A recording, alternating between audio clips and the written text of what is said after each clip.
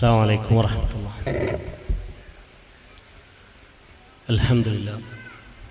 الحمد لله رب العالمين، نحمده ونستعينه ونؤمن به ونتوكل عليه، ونعوذ بالله من شرور أنفسنا ومن سيئات أعمالنا، من يهده الله فلا مضل له ومن يضلل فلا هادي له.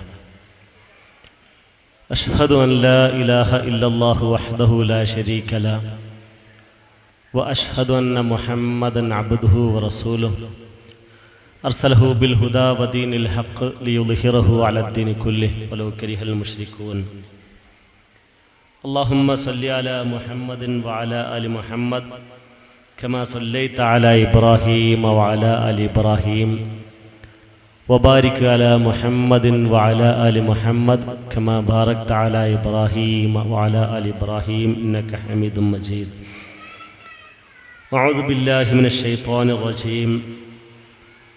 جنات عدن يدخلونها ومن صلح من آبائهم وأزواجهم وذرياتهم والملائكة يدخلون عليهم من كل باب سلام عليكم بما صبرتم فنعم عقبى الدار. സ്നേഹമുള്ള സഹോദരന്മാരെ, സഹോദരികളെ, സംഘാടകരെ, സുഹൃത്തുക്കളെ, ചില ആളുകളെങ്കിലും അല്പം സങ്കടത്തോടു കൂടിയാണ് ഇരിക്കുന്നത്. ഉച്ചയ്ക്ക് മുമ്പുള്ള നമ്മുടെ ക്ലാസ്സാണ് അതിൻ്റെ ഒരു കാരണം. ആ ക്ലാസ് കേട്ട് വയറ് നിറച്ച് ഭക്ഷണം കഴിക്കാൻ പറ്റാത്ത സങ്കടമുള്ളവരുണ്ട്. ക്ലാസ് കേട്ടിട്ടും വയറ് നിറച്ച് ഭക്ഷണം കഴിച്ചിട്ട് വെള്ളം കുടിക്കാത്തതിൻ്റെ വിഷമം അനുഭവിക്കുന്നവരും ഉണ്ട്. ഏതായാലും ഒരു വലിയ പ്രശ്നത്തിൻ്റെ, ഇപ്പോൾ കുടുംബപരമായി ഉണ്ടാകാവുന്ന അല്ലെങ്കിൽ ഉണ്ടാകുന്ന ഒരു വലിയ പ്രശ്നത്തിനാണ് അദ്ദേഹം നമ്മുടെ മുമ്പിൽ പരിഹാരങ്ങൾ നിർദ്ദേശിച്ചിട്ടുള്ളത്. പലപ്പോഴും ഉപ്പ്, മുളക്, പുളി ഇത്രയും നിസ്സാരമായ പ്രശ്നങ്ങളുടെ പേരിലാണ് കുടുംബങ്ങളിലൊക്കെ പ്രശ്നങ്ങൾ ഉണ്ടാവുകയും അത് ത്വലാഖിലെത്തുകയും മക്കൾ അനാഥമായി പോവുകയും ഒക്കെ ചെയ്യുന്ന സാഹചര്യങ്ങൾ ഉണ്ടാകുന്നത്. അപ്പം അത് ഞാനിനി ആവർത്തിക്കേണ്ടതില്ല എന്നാണ് എനിക്ക് തോന്നുന്നത്. ഏറ്റവും പ്രധാനപ്പെട്ട ഒരു വിഷയമാണ് നമ്മളിപ്പോൾ കൈകാര്യം ചെയ്യുന്നത്. നിങ്ങൾ ശ്രദ്ധിച്ചിട്ടുണ്ടാകും, ഞരമ്പ് രോഗികൾ വർദ്ധിക്കുന്ന ഒരു കാലമാണിത്. പല രോഗങ്ങൾക്കും പരിഹാരമുണ്ട്. ജീവിതത്തിൽ പ്രത്യേകമായ ചില ചിട്ടകൾ പാലിച്ചാൽ, മരുന്ന് കുടിച്ചാൽ അത്തരം രോഗങ്ങൾക്കൊക്കെ ശമനവും ഉണ്ടാവാറുണ്ട്. പക്ഷെ ഈ രോഗം ഒരുവിധപ്പെട്ട ആളുകൾക്കൊന്നും ശമനം കിട്ടാത്ത വിധത്തിലാണ് ഇന്ന് ലോകത്തിൻ്റെ കിടപ്പുള്ളത്. നമ്മൾ കാണുന്നതും കേൾക്കുന്നതും അനുഭവിക്കുന്നതും അറിയുന്നതുമൊക്കെ ഈ രോഗം വർദ്ധിക്കാൻ കാരണമാകുന്ന കാര്യങ്ങളാണ്. അപ്പം ഏറ്റവും പ്രധാനമായി ഈ വിഷയങ്ങൾക്ക് നമുക്കൊരു പരിഹാരം നിർദ്ദേശിക്കാൻ സാധിക്കുന്നത് കുടുംബത്തിനകത്തുണ്ടാകേണ്ട ചില ചിട്ടവട്ടങ്ങളാണ്. കുറേയൊക്കെ പരിഹാരം ഉണ്ടാകും, എന്നാലും നമ്മൾ പുറത്തിറങ്ങുന്നവരാണ്, പലതും കേൾക്കുന്നവരാണ്. കുടുംബ കാര്യങ്ങൾക്ക് പുറമെ വേറെയും ചില കാര്യങ്ങൾ കൂടി കൂട്ടത്തിൽ ശ്രദ്ധിക്കേണ്ടതുണ്ട്. മുമ്പ് നമ്മുടെയൊക്കെ കുടുംബങ്ങളിൽ, നാട്ടിലും അനുസരിക്കപ്പെടുന്ന ഒരു വ്യക്തി ഉണ്ടായിരുന്നു. ഒരു വാപ്പയോ വല്യാപ്പയോ അങ്ങനെ തുടങ്ങി വീട്ടിൽ ഒരു അനുസരിക്കപ്പെടുന്ന വ്യക്തിത്വം. അവിടെ നടക്കുന്ന, ആ കുടുംബങ്ങളിൽ നടക്കുന്ന കല്യാണം, സൽക്കാരം, മറ്റു വിഷയങ്ങളിലെ ഒക്കെ അന്തിമമായ തീർപ്പ് കൽപ്പിച്ചിരുന്നത് ഈ പറയുന്ന അനുസരിക്കപ്പെടുന്ന ഈ വ്യക്തിയായിരുന്നു. അതിന് ചില ദോഷങ്ങളൊക്കെ നമുക്ക് ചൂണ്ടിക്കാണിക്കാനും കഴിയും. ഇതുപോലെ സമൂഹത്തിലും നാട്ടിലും അങ്ങനെ അനുസരിക്കപ്പെടുന്ന ചില വ്യക്തിത്വങ്ങൾ ഉണ്ടായിരുന്നു. പഴയകാലത്ത് എല്ലാവരുടെയും കയ്യിൽ സമ്പത്തില്ല. അത് ഒരുമിച്ച് കൂടുന്നത് വളരെ വിരലിൽ എണ്ണാവുന്ന ചില ആളുകളുടെ കയ്യിലാണ്. അപ്പം ആ നാട്ടിൽ അവർ പറയുന്നതാണ് ശരി. അതിനും ചില ഗുണങ്ങളും ദോഷങ്ങളും ഒക്കെ ഉണ്ടായിരുന്നു. ഇന്ന് കുടുംബത്തിലും നാട്ടിലും ഈ പറഞ്ഞ ആളുകൾ വേരറ്റു പോയിരിക്കുന്നു. അനുസരിക്കപ്പെടുന്ന ഒരു വ്യക്തി ഉണ്ടായിരുന്നു എന്നത് ഇന്ന് പഴയ കാലത്തെക്കുറിച്ച് ഓർക്കുമ്പോൾ ഉണ്ടാകുന്ന ഒരു ഓർമ്മ മാത്രമാണ്. അതിൽ പ്രധാനപ്പെട്ട കാരണം ഇന്ന് സമ്പത്ത് വഴിമാറി സഞ്ചരിച്ചു എന്നതാണ്. നേരത്തെ വാപ്പയായിരുന്നു അധ്വാനിച്ചിരുന്നത്, കുടുംബം പോറ്റിയിരുന്നത്. ഇന്ന് ആ സ്ഥാനത്തേക്ക് മക്കൾ വന്നു. പ്രത്യേകിച്ചും പുഴയോരങ്ങളിൽ താമസിക്കുന്ന ആളുകൾ, അത്തരം പ്രദേശങ്ങളിലൊക്കെ നമ്മളൊരു പരിശോധന നടത്തിക്കഴിഞ്ഞാൽ 10ാം ക്ലാസ് +2 പ്രായത്തിൽ തന്നെ കുട്ടികളുടെ കയ്യിൽ ധാരാളമായി വരുമാനം ഉണ്ടാകുന്നു. ആ വരുമാനവുമായി വീട്ടിലേക്ക് കയറി വരുന്ന ഒരു കുട്ടിയെ അനുസരിക്കാൻ ബാധ്യതപ്പെട്ടവരായി മാറുന്നു നമ്മുടെ കുടുംബത്തിലെ മുതിർന്ന ആളുകൾ. നാട്ടിലും അത് തന്നെയാണ് സ്ഥിതി. ഇന്ന് എല്ലാവരുടെയും കയ്യിൽ പണമാണ്. നേരത്തെ 1-2 ആളുകളുടെ കയ്യിലായിരുന്നു പണമെങ്കിൽ അവർ പറയുന്നത് പോലെയാണ് നാട്ടിൻ്റെ മഹലിൻ്റെ കാര്യങ്ങൾ തീരുമാനിക്കപ്പെട്ടിരുന്നതെങ്കിൽ ഇന്ന് എല്ലാവരുടെയും കയ്യിൽ കാശുണ്ട്. ആരും ആരെയും അനുസരിക്കേണ്ടതില്ലാത്ത ഒരവസ്ഥയിലേക്ക് കാര്യങ്ങൾ വന്നു. അതിൻ്റെ ഒരുപാട് പ്രയാസങ്ങൾ ഇന്ന് കുടുംബത്തിലും നാട്ടിലുമൊക്കെ അനുഭവിച്ചുകൊണ്ടിരിക്കുകയാണ്. നമ്മൾ ശ്രദ്ധിക്കേണ്ട ചില കാര്യങ്ങൾ, കുടുംബത്തിൽ ആദരിക്കപ്പെടേണ്ട, ബഹുമാനിക്കപ്പെടേണ്ട, അനുസരിക്കപ്പെടേണ്ട ചില ആളുകളുണ്ട്. അവർക്കത് ലഭിക്കണം, നിർബന്ധമാണ്. മറ്റുള്ളവരുടെ ബാധ്യതയാണ് ആ ലഭിക്കേണ്ട ആളുകൾക്കത് നൽകുക എന്നത്. അത് പ്രത്യേകിച്ചും നമ്മുടെ പ്രായം കൂടിയ നമ്മുടെ മാതാപിതാക്കളാണ്. അവർ കുടുംബത്തിൽ അവഗണിക്കപ്പെട്ടുകൂടാ. റസൂലുള്ളാഹി സ്വല്ലല്ലാഹു അലൈഹി വസല്ലമയിൽ നിന്ന് ഈ വിഷയത്തിൽ ധാരാളം ഹദീസുകൾ പരാമർശിക്കപ്പെട്ടിട്ടുണ്ട്. വിശുദ്ധ ഖുർആനിൽ ധാരാളം ആയത്തുകളും വന്നിട്ടുണ്ട്. 1-2 ഹദീസുകൾ മാത്രം ഈ സന്ദർഭത്തിൽ ഞാൻ നിങ്ങളുടെ ശ്രദ്ധയിലേക്ക് കൊണ്ടുവരുന്നു. അബ്ദുല്ലാഹി ഇബ്നു അംർ ഇബ്നുൽ ആസ് റളിയല്ലാഹു അൻഹു റിപ്പോർട്ട് ചെയ്യുന്ന ഹദീസിൽ, ജാഅ റജുലുൻ ഇലൻ നബി സല്ലല്ലാഹു അലൈഹി വസല്ലം, നബി സല്ലല്ലാഹു അലൈഹി വസല്ലമയുടെ അടുക്കലേക്ക് ഒരാൾ വന്നു. ഫഖാല, എന്നിട്ട് ആ ചെറുപ്പക്കാരൻ പറയുന്നത്, ഉബായിഉക അലൽ ഹിജ്റ വൽ ജിഹാദ്, പ്രവാചകരെ അങ്ങയുടെ കൂടെ ഹിജ്റ പോരാനും അങ്ങയുടെ കൂടെ ജിഹാദ് ചെയ്യാനും ഞാൻ അങ്ങയുമായി പ്രതിജ്ഞ ചെയ്യുന്നു. വ അബ്തഗി അൽ അജ്റു മിനല്ലാഹി തആല, ഈ ഒരു ത്യാഗത്തിന് ഞാൻ തയ്യാറാകുന്നത് അള്ളാഹുവിൽ നിന്ന് പ്രതിഫലം കാംക്ഷിച്ചുകൊണ്ട് മാത്രമാണ്. മറ്റു ദുനിയാവിൻ്റെ ഒരു താല്പര്യം എനിക്കില്ല. എൻ്റെ ശൂരവീര പരാക്രമങ്ങൾ മറ്റുള്ളവരുടെ മുമ്പിൽ കാണിക്കണമെന്നും ഞാൻ ആഗ്രഹിക്കുന്നില്ല. ഈ ഒരു കാര്യം കൊണ്ട് ഹിജ്റ പോരാൻ, ജിഹാദ് ചെയ്യാൻ എന്നെ സന്നദ്ധനാക്കിയത് അള്ളാഹുവിൽ നിന്ന് എനിക്ക് പ്രതിഫലം കിട്ടണം എന്നത് മാത്രമാണ്. ഖാല ഫഹൽ മിൻ വാലിദൈക അഹദുൻ ഹയ്യ്, ഈ ഒരു കാര്യം മുന്നിൽ വെച്ച സഹാബിയോട് റസൂലുള്ളാഹി സ്വല്ലല്ലാഹു അലൈഹി വസല്ലം ചോദിക്കുന്നത്, നിന്റെ വീട്ടിൽ മാതാപിതാക്കളിൽ ആരെങ്കിലും ജീവിച്ചിരിപ്പുണ്ടോ? ഫഖാല നഅം, വന്ന ആള് പറഞ്ഞു, അതെ. ബൽ കിലാഹും, ഒരാളല്ല 2 ആളും ഇപ്പം എൻ്റെ വീട്ടിലുണ്ട്. എൻ്റെ മാതാപിതാക്കൾ 2 പേരും എൻ്റെ കൂടെ ജീവിച്ചിരിക്കുന്നു. ഖാല ഫതബ്തഗി അൽ അജ്റ മിനല്ലാഹി തആല, ഈ ഹിജ്റ കൊണ്ടും ജിഹാദ് കൊണ്ടും നീ പ്രതീക്ഷിച്ചത്, ആഗ്രഹിച്ചത് അള്ളാഹുവിൽ നിന്നുള്ള പ്രതിഫലമല്ലേ? ഖാല നഅം, അദ്ദേഹം പറഞ്ഞു, അതെ. ഫർജി ഇലാ വാലിദൈക്, എങ്കിൽ ഈ ഹിജ്റ കൊണ്ട്, ജിഹാദ് കൊണ്ട് നീ പ്രതീക്ഷിക്കുന്നത് അള്ളാഹുവിൽ നിന്നുള്ള പ്രതിഫലമാണെങ്കിൽ അത് നിനക്ക് ലഭിക്കുന്ന വേറെയും മേഖലയുണ്ട്. അതിലൊന്നാണ്, പ്രധാനപ്പെട്ടതാണ് ഇനി പറയുന്നത്, ഫർജി ഇലാ വാലിദൈക്, നീ ആ പ്രതീക്ഷയുമായി നിന്റെ മാതാപിതാക്കളുടെ അടുക്കലേക്ക് തിരിച്ചെല്ലുക. ഫഅഹ്സിൻ സുഹബത്തഹുമാ, എന്നിട്ട് നീ അവർ 2 ആളുമായി നന്നായി പെരുമാറുക.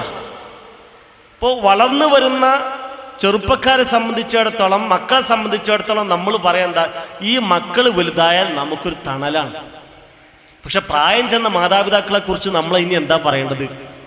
ദുനിയാവിൻ്റെ വിഷയത്തിൽ നമുക്ക് അവരുടെ കാര്യത്തിൽ പ്രതീക്ഷയില്ല. ദുനിയാവിയായ വിഷയത്തിൽ ഒരു വരുമാനം ഈ പ്രായം ചെന്ന മാതാപിതാക്കളിൽ നിന്ന് നമുക്ക് പ്രതീക്ഷിക്കാനില്ല. കുടുംബത്തിലൊരു ചർച്ച നടക്കുമ്പോൾ നല്ല അഭിപ്രായങ്ങൾ അവരിൽ നിന്ന് പ്രതീക്ഷിക്കാനില്ല. കാരണം അത്തും പിത്തും പറയുന്ന പ്രായത്തിൽ എത്തിയിട്ടുണ്ടാകും. പിന്നെ എന്താ നമുക്ക് അവരുടെ കാര്യത്തിൽ പ്രതീക്ഷയുള്ളത്? അത് അള്ളാഹുവിൽ നിന്നുള്ള പ്രതിഫലം മാത്രമാണ്. പ്രായം ചെന്ന മാതാപിതാക്കളെ സ്നേഹത്തോടുകൂടി പരിചരിക്കുന്നതിൽ, അവരോട് നന്നായി പെരുമാറുന്നതിൽ, അവരുടെ കാര്യങ്ങളിൽ നാം ശ്രദ്ധ പുലർത്തുന്നതിൽ നമുക്കാകെ പ്രതീക്ഷിക്കാനുള്ളത് അള്ളാഹു സുബ്ഹാനഹു വ തആലയിൽ നിന്നുള്ള പ്രതിഫലം മാത്രമാണ്. അത് പ്രതീക്ഷിക്കുന്ന ആളുകൾക്ക് നല്ല അവസരമാണ് നാം മാതാപിതാക്കൾ ജീവിച്ചിരിപ്പുണ്ടെങ്കിൽ അവർക്ക് സേവനം ചെയ്യുക എന്നത്. എൻ്റെ നാട്ടിൽ ഒരു പണ്ഡിതൻ ഈ വിഷയവുമായി ബന്ധപ്പെട്ട ചില ക്ലാസ് നടത്തിയപ്പോൾ ഞാൻ പലരോടും ചോദിച്ചു, നിങ്ങൾക്ക് എന്ത് തോന്നുന്നു ഈ ക്ലാസ് കേട്ടപ്പോൾ? പലരും പറഞ്ഞു, എൻ്റെ ഉമ്മയും ഉപ്പയൊക്കെ മരിച്ചുപോയി. ആ ഉമ്മയും ഉപ്പയും ഇന്ന് ജീവിച്ചിരിപ്പുണ്ടായിരുന്നുവെങ്കിൽ എന്ന് ഞാൻ ആഗ്രഹിച്ചു പോയി എന്നാണ്. കാരണം ഈ പറഞ്ഞതുപോലെയുള്ള ഒരു പുണ്യം കരസ്ഥമാക്കാൻ ഇനി എൻ്റെ മുമ്പിൽ മാർഗമില്ലല്ലോ. വളരെ മുമ്പേ എൻ്റെ ഉമ്മയും ഉപ്പയും ഒക്കെ മരിച്ചുപോയി എന്ന സങ്കടമാണ് പലരും പറഞ്ഞത്. മറ്റൊരു ഹദീസിൽ റസൂലുള്ളാഹി സ്വല്ലല്ലാഹു അലൈഹി വസല്ലം പറഞ്ഞു, റഗീമ അൻഫുൻ റഗീമ അൻഫുൻ റഗീമ അൻഫുൻ ഖീല മൻ യാ റസൂലല്ലാഹ്. നശിക്കട്ടെ നശിക്കട്ടെ നശിക്കട്ടെ എന്ന് അവിടുന്ന് ആവർത്തിച്ച് പറഞ്ഞപ്പോൾ സഹാബത്ത് ചോദിച്ചു, ആരെയാണ് അങ്ങ് ഉദ്ദേശിച്ചത്? ഖാല മൻ അദ്റക അബവൈഹി ഇൻദൽ കിബർ അഹദുഹുമാ ഔ കിലൈഹിമാ.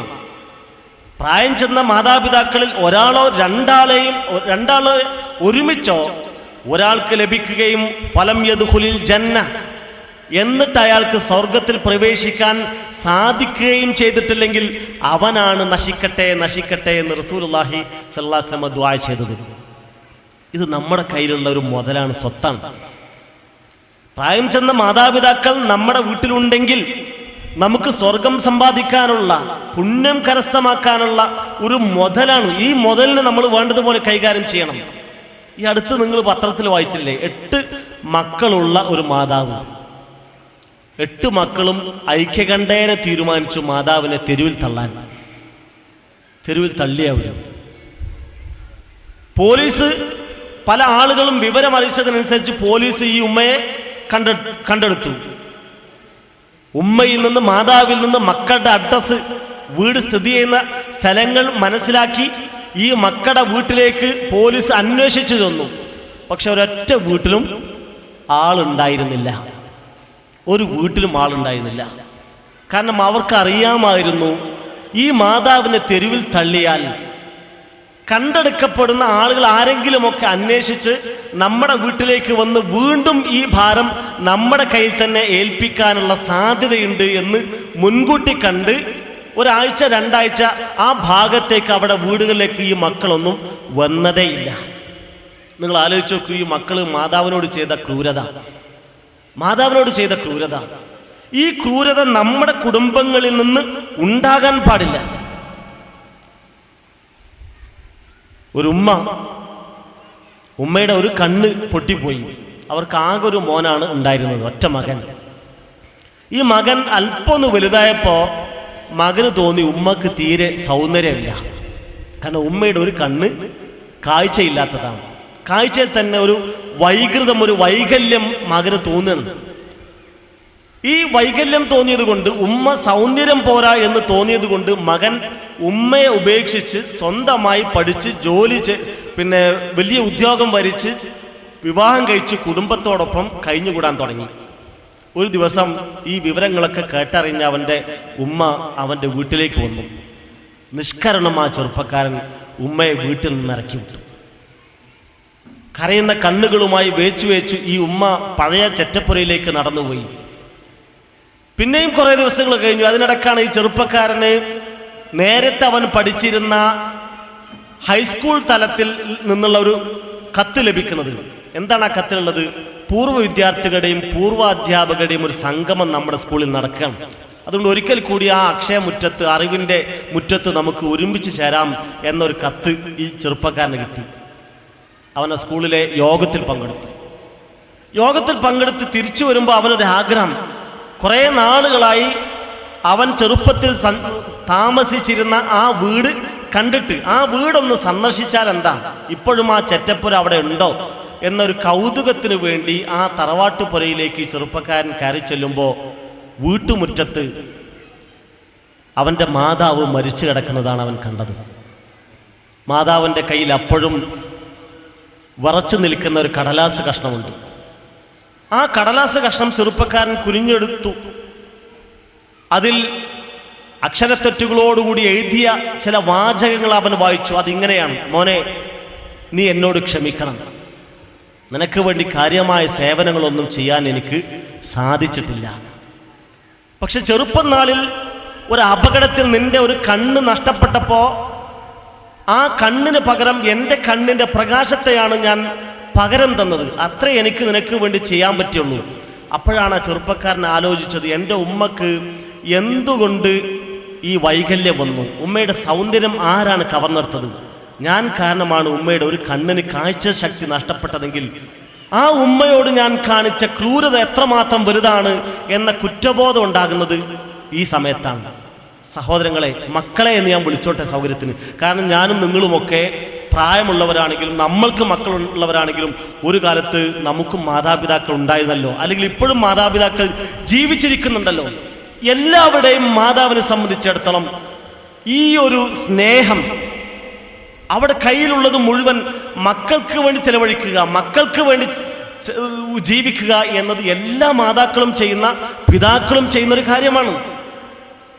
എല്ലാവരും അത് അംഗീകരിച്ചേ പറ്റൂ. നോക്കൂ, നിങ്ങൾ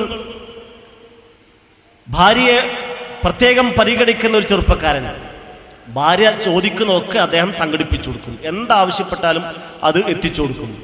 ഒരു ദിവസം ഈ പെണ്ണ് തൻ്റെ ഭാര്യ ആവശ്യപ്പെട്ടത് ഉമ്മയുടെ ഹൃദയമാണ്. ആ ആഗ്രഹം സാധിപ്പിച്ചു കൊടുക്കാൻ ചെറുപ്പക്കാരൻ തയ്യാറാണ്.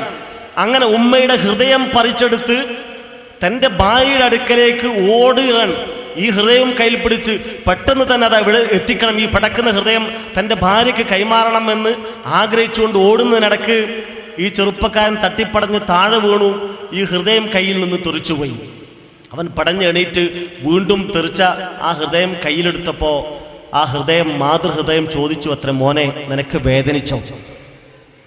നീ വീണപ്പോൾ നിനക്ക് വല്ല അപകടവും പറ്റിയോ? ഇതാണ് മാതൃഹൃദയം. ആ മാതൃഹൃദയത്തെ വെറുപ്പിച്ചുകൊണ്ട് നമുക്ക് അള്ളാഹുവിൻ്റെ സംതൃപ്തി കരസ്ഥമാക്കാൻ കഴിയില്ല. ആ വേദനിപ്പിച്ചുകൊണ്ട് അള്ളാഹു നമുക്ക് ഒരുക്കിയിട്ടുള്ള സ്വർഗം കരസ്ഥമാക്കാൻ നമുക്ക് കഴിയില്ല. നാം അള്ളാഹുവിനെ സ്നേഹിക്കുന്നുവെങ്കിൽ, സ്വർഗം ആഗ്രഹിക്കുന്നുവെങ്കിൽ, അള്ളാഹുവിൻ്റെ തൃപ്തി ലഭിക്കണമെന്ന് ആഗ്രഹിക്കുന്നുവെങ്കിൽ, ഒന്നാമതായി നാം നമ്മുടെ മാതാവിൻ്റെയും പിതാവിൻ്റെയും തൃപ്തിയും സന്തോഷവും ആഗ്രഹിക്കുകയും അത് ലഭിക്കാൻ വേണ്ടി നാം പ്രവർത്തിക്കുകയും ചെയ്യണം. അതിൽ നമ്മൾ അമാന്തം കാണിച്ചാൽ അള്ളാഹുവിൻ്റെ പൊരുത്തവും സ്വർഗവുമാണ് നമുക്ക് നഷ്ടപ്പെടുക എന്ന് നമ്മൾ മനസ്സിലാക്കണം. ഒരു സഹാബി തൻ്റെ മാതാവിനെ തവാഫിൻ്റെ സമയത്താണെന്ന് എൻ്റെ ഓർമ്മ, തൻ്റെ ചുമലിലിരുത്തി തവാഫ് മുഴുവൻ നിർവഹിച്ചു. മാതാവിനെ ചുമലിരുത്തിയിട്ടാണ് അദ്ദേഹം ഈ തവാഫ് നിർവഹിച്ചത്. എന്നിട്ട് റസൂലുള്ളാഹി സ്വല്ലല്ലാഹു അലൈഹി വസല്ലമയുടെ അടുക്കൽ വന്നിട്ട് പറഞ്ഞു, അള്ളാഹുവിൻ്റെ പ്രവാചകരെ, ഞാൻ ഇപ്പോൾ ഒരു സേവനം ചെയ്തിട്ടാണ് വരുന്നത്. എൻ്റെ മാതാവിനെ, എൻ്റെ ഉമ്മയെ ഈ തിരക്കിനിടയിൽ പ്രയാസപ്പെടാതിരിക്കാൻ വേണ്ടി എൻ്റെ ചുമലിരുത്തി ഞാൻ ഉംറ ചെയ്യിപ്പിച്ചു. എൻ്റെ മാതാവിനോടുള്ള എൻ്റെ കടമ തീർന്നോ? അവിടുന്ന് പറഞ്ഞു, നിൻ്റെ മാതാവ് നിന്നെ പ്രസവിക്കുന്ന സമയത്ത് വേദന കൊണ്ട് ഞെരങ്ങിയ ഒരു ഞരക്കമുണ്ടല്ലോ, ആ ഞരക്കത്തിന് പോലും പകരമായെന്ന് പറയാൻ പറ്റില്ല. വേണമെങ്കിൽ ആ ഞരക്കത്തിന് പകരമായി എന്ന് വെക്കാം. പ്രസവിച്ചപ്പോൾ, വേദനയോടുകൂടി പ്രസവിച്ചപ്പോൾ നിന്റെ മാതാവ് ഞരങ്ങിയില്ലേ, ആ ഞരക്കത്തിന് പകരമായി എന്ന് വെക്കാനേ പറ്റുള്ളൂ. അപ്പൊ നമ്മൾ നമ്മുടെ മാതാപിതാക്കൾക്ക് വേണ്ടി എത്ര സേവനം ചെയ്താലും അവർ നമുക്ക് വേണ്ടി ചെയ്ത സേവനത്തിന് പകരമാവില്ല. വൈക്കം മുഹമ്മദ് ബഷീറിന്റെ ഒരു കഥ ഈ അടുത്ത എൻ്റെ സുഹൃത്ത് പറഞ്ഞപ്പോൾ ഞാൻ വല്ലാതെ കരഞ്ഞുപോയി. നാടുവിട്ടു അദ്ദേഹം, വൈക്കം മുഹമ്മദ് ബഷീർ. ഒരു അഡ്രസ്സും ഇല്ല. പക്ഷെ മാതാവ് എല്ലാ ദിവസവും ഈ മകന് വേണ്ടി ഭക്ഷണം കരുതി വെക്കാറുണ്ടായിരുന്നു ഓരോ നേരവും. നാളുകൾക്ക് ശേഷം സുഹൃത്തുക്കളൊക്കെ നിർബന്ധിച്ച് വൈക്കം മുഹമ്മദ് ബഷീർ രാത്രി വീട്ടിലെത്തുകയും വീട്ടുവാതിലിൽ മുട്ടുകയും ചെയ്തപ്പോൾ ഉടനെ അകത്തുനിന്നുള്ള ചോദ്യം, ബഷീറെ എന്ന ചോദ്യം. ഉമ്മ അപ്പോഴും തൻ്റെ മകൻ്റെ ശബ്ദം കാതോർത്ത് കിടക്കുകയാണ്. തുറന്നു നോക്കുമ്പോൾ ബഷീർ തന്നെയായിരുന്നു. അകത്ത് പ്രവേശിച്ച മകന് എല്ലാ സൗകര്യങ്ങളും ചെയ്തു കൊടുത്തിട്ട് ഉമ്മ പറഞ്ഞു, മോനെ ഭക്ഷണം കഴിച്ചോ? മകൻ അത്ഭുതപ്പെട്ടുപോയി. ഈ അസമയത്തും ഉമ്മ ഭക്ഷണവുമായി കാത്തിരിക്കുകയാണോ? ഉമ്മ, എവിടെ നിന്നാണ് ഈ ഭക്ഷണം? നിങ്ങൾ ഇപ്പോൾ വെച്ചുണ്ടാക്കിയതാണോ? ഉമ്മ പറഞ്ഞു, മോനെ അല്ല, ഞാൻ ഓരോ നേരവും നിനക്ക് വേണ്ടി ഭക്ഷണം കരുതി വെക്കാറുണ്ട്. ഇന്ന് രാത്രി വെച്ച ഭക്ഷണം നീ എത്തിയിട്ടില്ലെങ്കിൽ ആ രാത്രി ഭക്ഷണമാണ് എൻ്റെ രാവിലത്തെ ഭക്ഷണം. രാവിലെയും ഞാൻ നിനക്ക് വേണ്ടി ഭക്ഷണം പാകം ചെയ്യും. നീ വന്നിട്ടില്ലെങ്കിൽ ആ രാവിലത്തെ ഭക്ഷണമാണ് എൻ്റെ ഉച്ചഭക്ഷണം. ഉച്ചക്കും ഞാൻ നിനക്ക് വേണ്ടി ആഹാരം വെച്ച് വിളമ്പും. ആ ഉച്ചക്കും നീ എത്തിയിട്ടില്ലെങ്കിൽ ആ ആഹാരമാണ് ഞാൻ രാത്രി ഭക്ഷണമായി ഉപയോഗിക്കുന്നത്. നിങ്ങൾ ആലോചിച്ച് നോക്കൂ, ഒരു ഉമ്മക്ക് പകരം നിൽക്കാൻ നിങ്ങൾക്ക് ആരെ കിട്ടും? ഈ ഉമ്മക്ക് പകരം നിൽക്കാൻ നമുക്ക് ആരെ കിട്ടും? മഴ നനഞ്ഞു വരുന്ന കുഞ്ഞിനെ നോക്കിയിട്ട് അവൻ്റെ സഹോദരി പറഞ്ഞു, നീ കുട എടുക്കാൻ മറന്നു അല്ലേ? സഹോദരൻ പറഞ്ഞു, നിനക്കെന്താ കുട കൂടെ കൊണ്ടുപോയാൽ? ബാപ്പ പറഞ്ഞു, പനി പിടിച്ചാൽ അപ്പം മനസ്സിലായിക്കോളും. ഉമ്മ പ്രതികരിച്ചത് അങ്ങനെയൊന്നും ആയിരുന്നില്ല. ഉമ്മ പറഞ്ഞു, ഈ മഴക്കെന്താ ഇപ്പം തന്നെ പെയ്യണം? എൻ്റെ മോൻ സ്കൂൾ വിട്ട് വീട്ടിലെത്തിയിട്ട് പെയ്താൽ പോരെ എന്നും ചോദിച്ച് തോർത്തുകൊണ്ടെടുത്ത് മകൻ്റെ തല തുടച്ചു കൊടുത്തത് ഉമ്മയാണ്. ഉമ്മക്ക് പകരം നിൽക്കാൻ മറ്റൊരാളില്ല.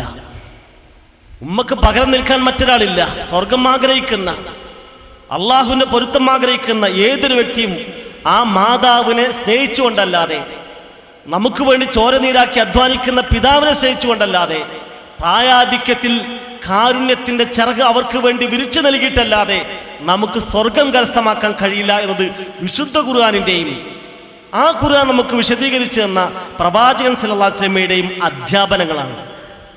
ഇനി ഞാൻ മറ്റൊരു ഭാഗത്തേക്ക് വരാം. മക്കൾക്ക് മാതാപിതാക്കളിൽ നിന്ന് ലഭിക്കേണ്ട ചില അവകാശങ്ങളുണ്ട്. ഞാൻ നേരത്തെ പറഞ്ഞത് പൂർണ്ണാർത്ഥത്തിലായിട്ടില്ല, എനിക്കറിയാം. വിഷയത്തിൻ്റെ ഒരു ചെറിയ ഭാഗം മാത്രമേ ഞാൻ അവിടെ കൈകാര്യം ചെയ്തിട്ടുള്ളൂ. മക്കൾക്ക് മാതാപിതാക്കളിൽ നിന്ന് ലഭിക്കേണ്ട ചില അവകാശങ്ങളുണ്ട്. ഇന്ന് മിക്ക വീടുകളിലും മാതാവും പിതാവും ജോലിക്കാരാണ്.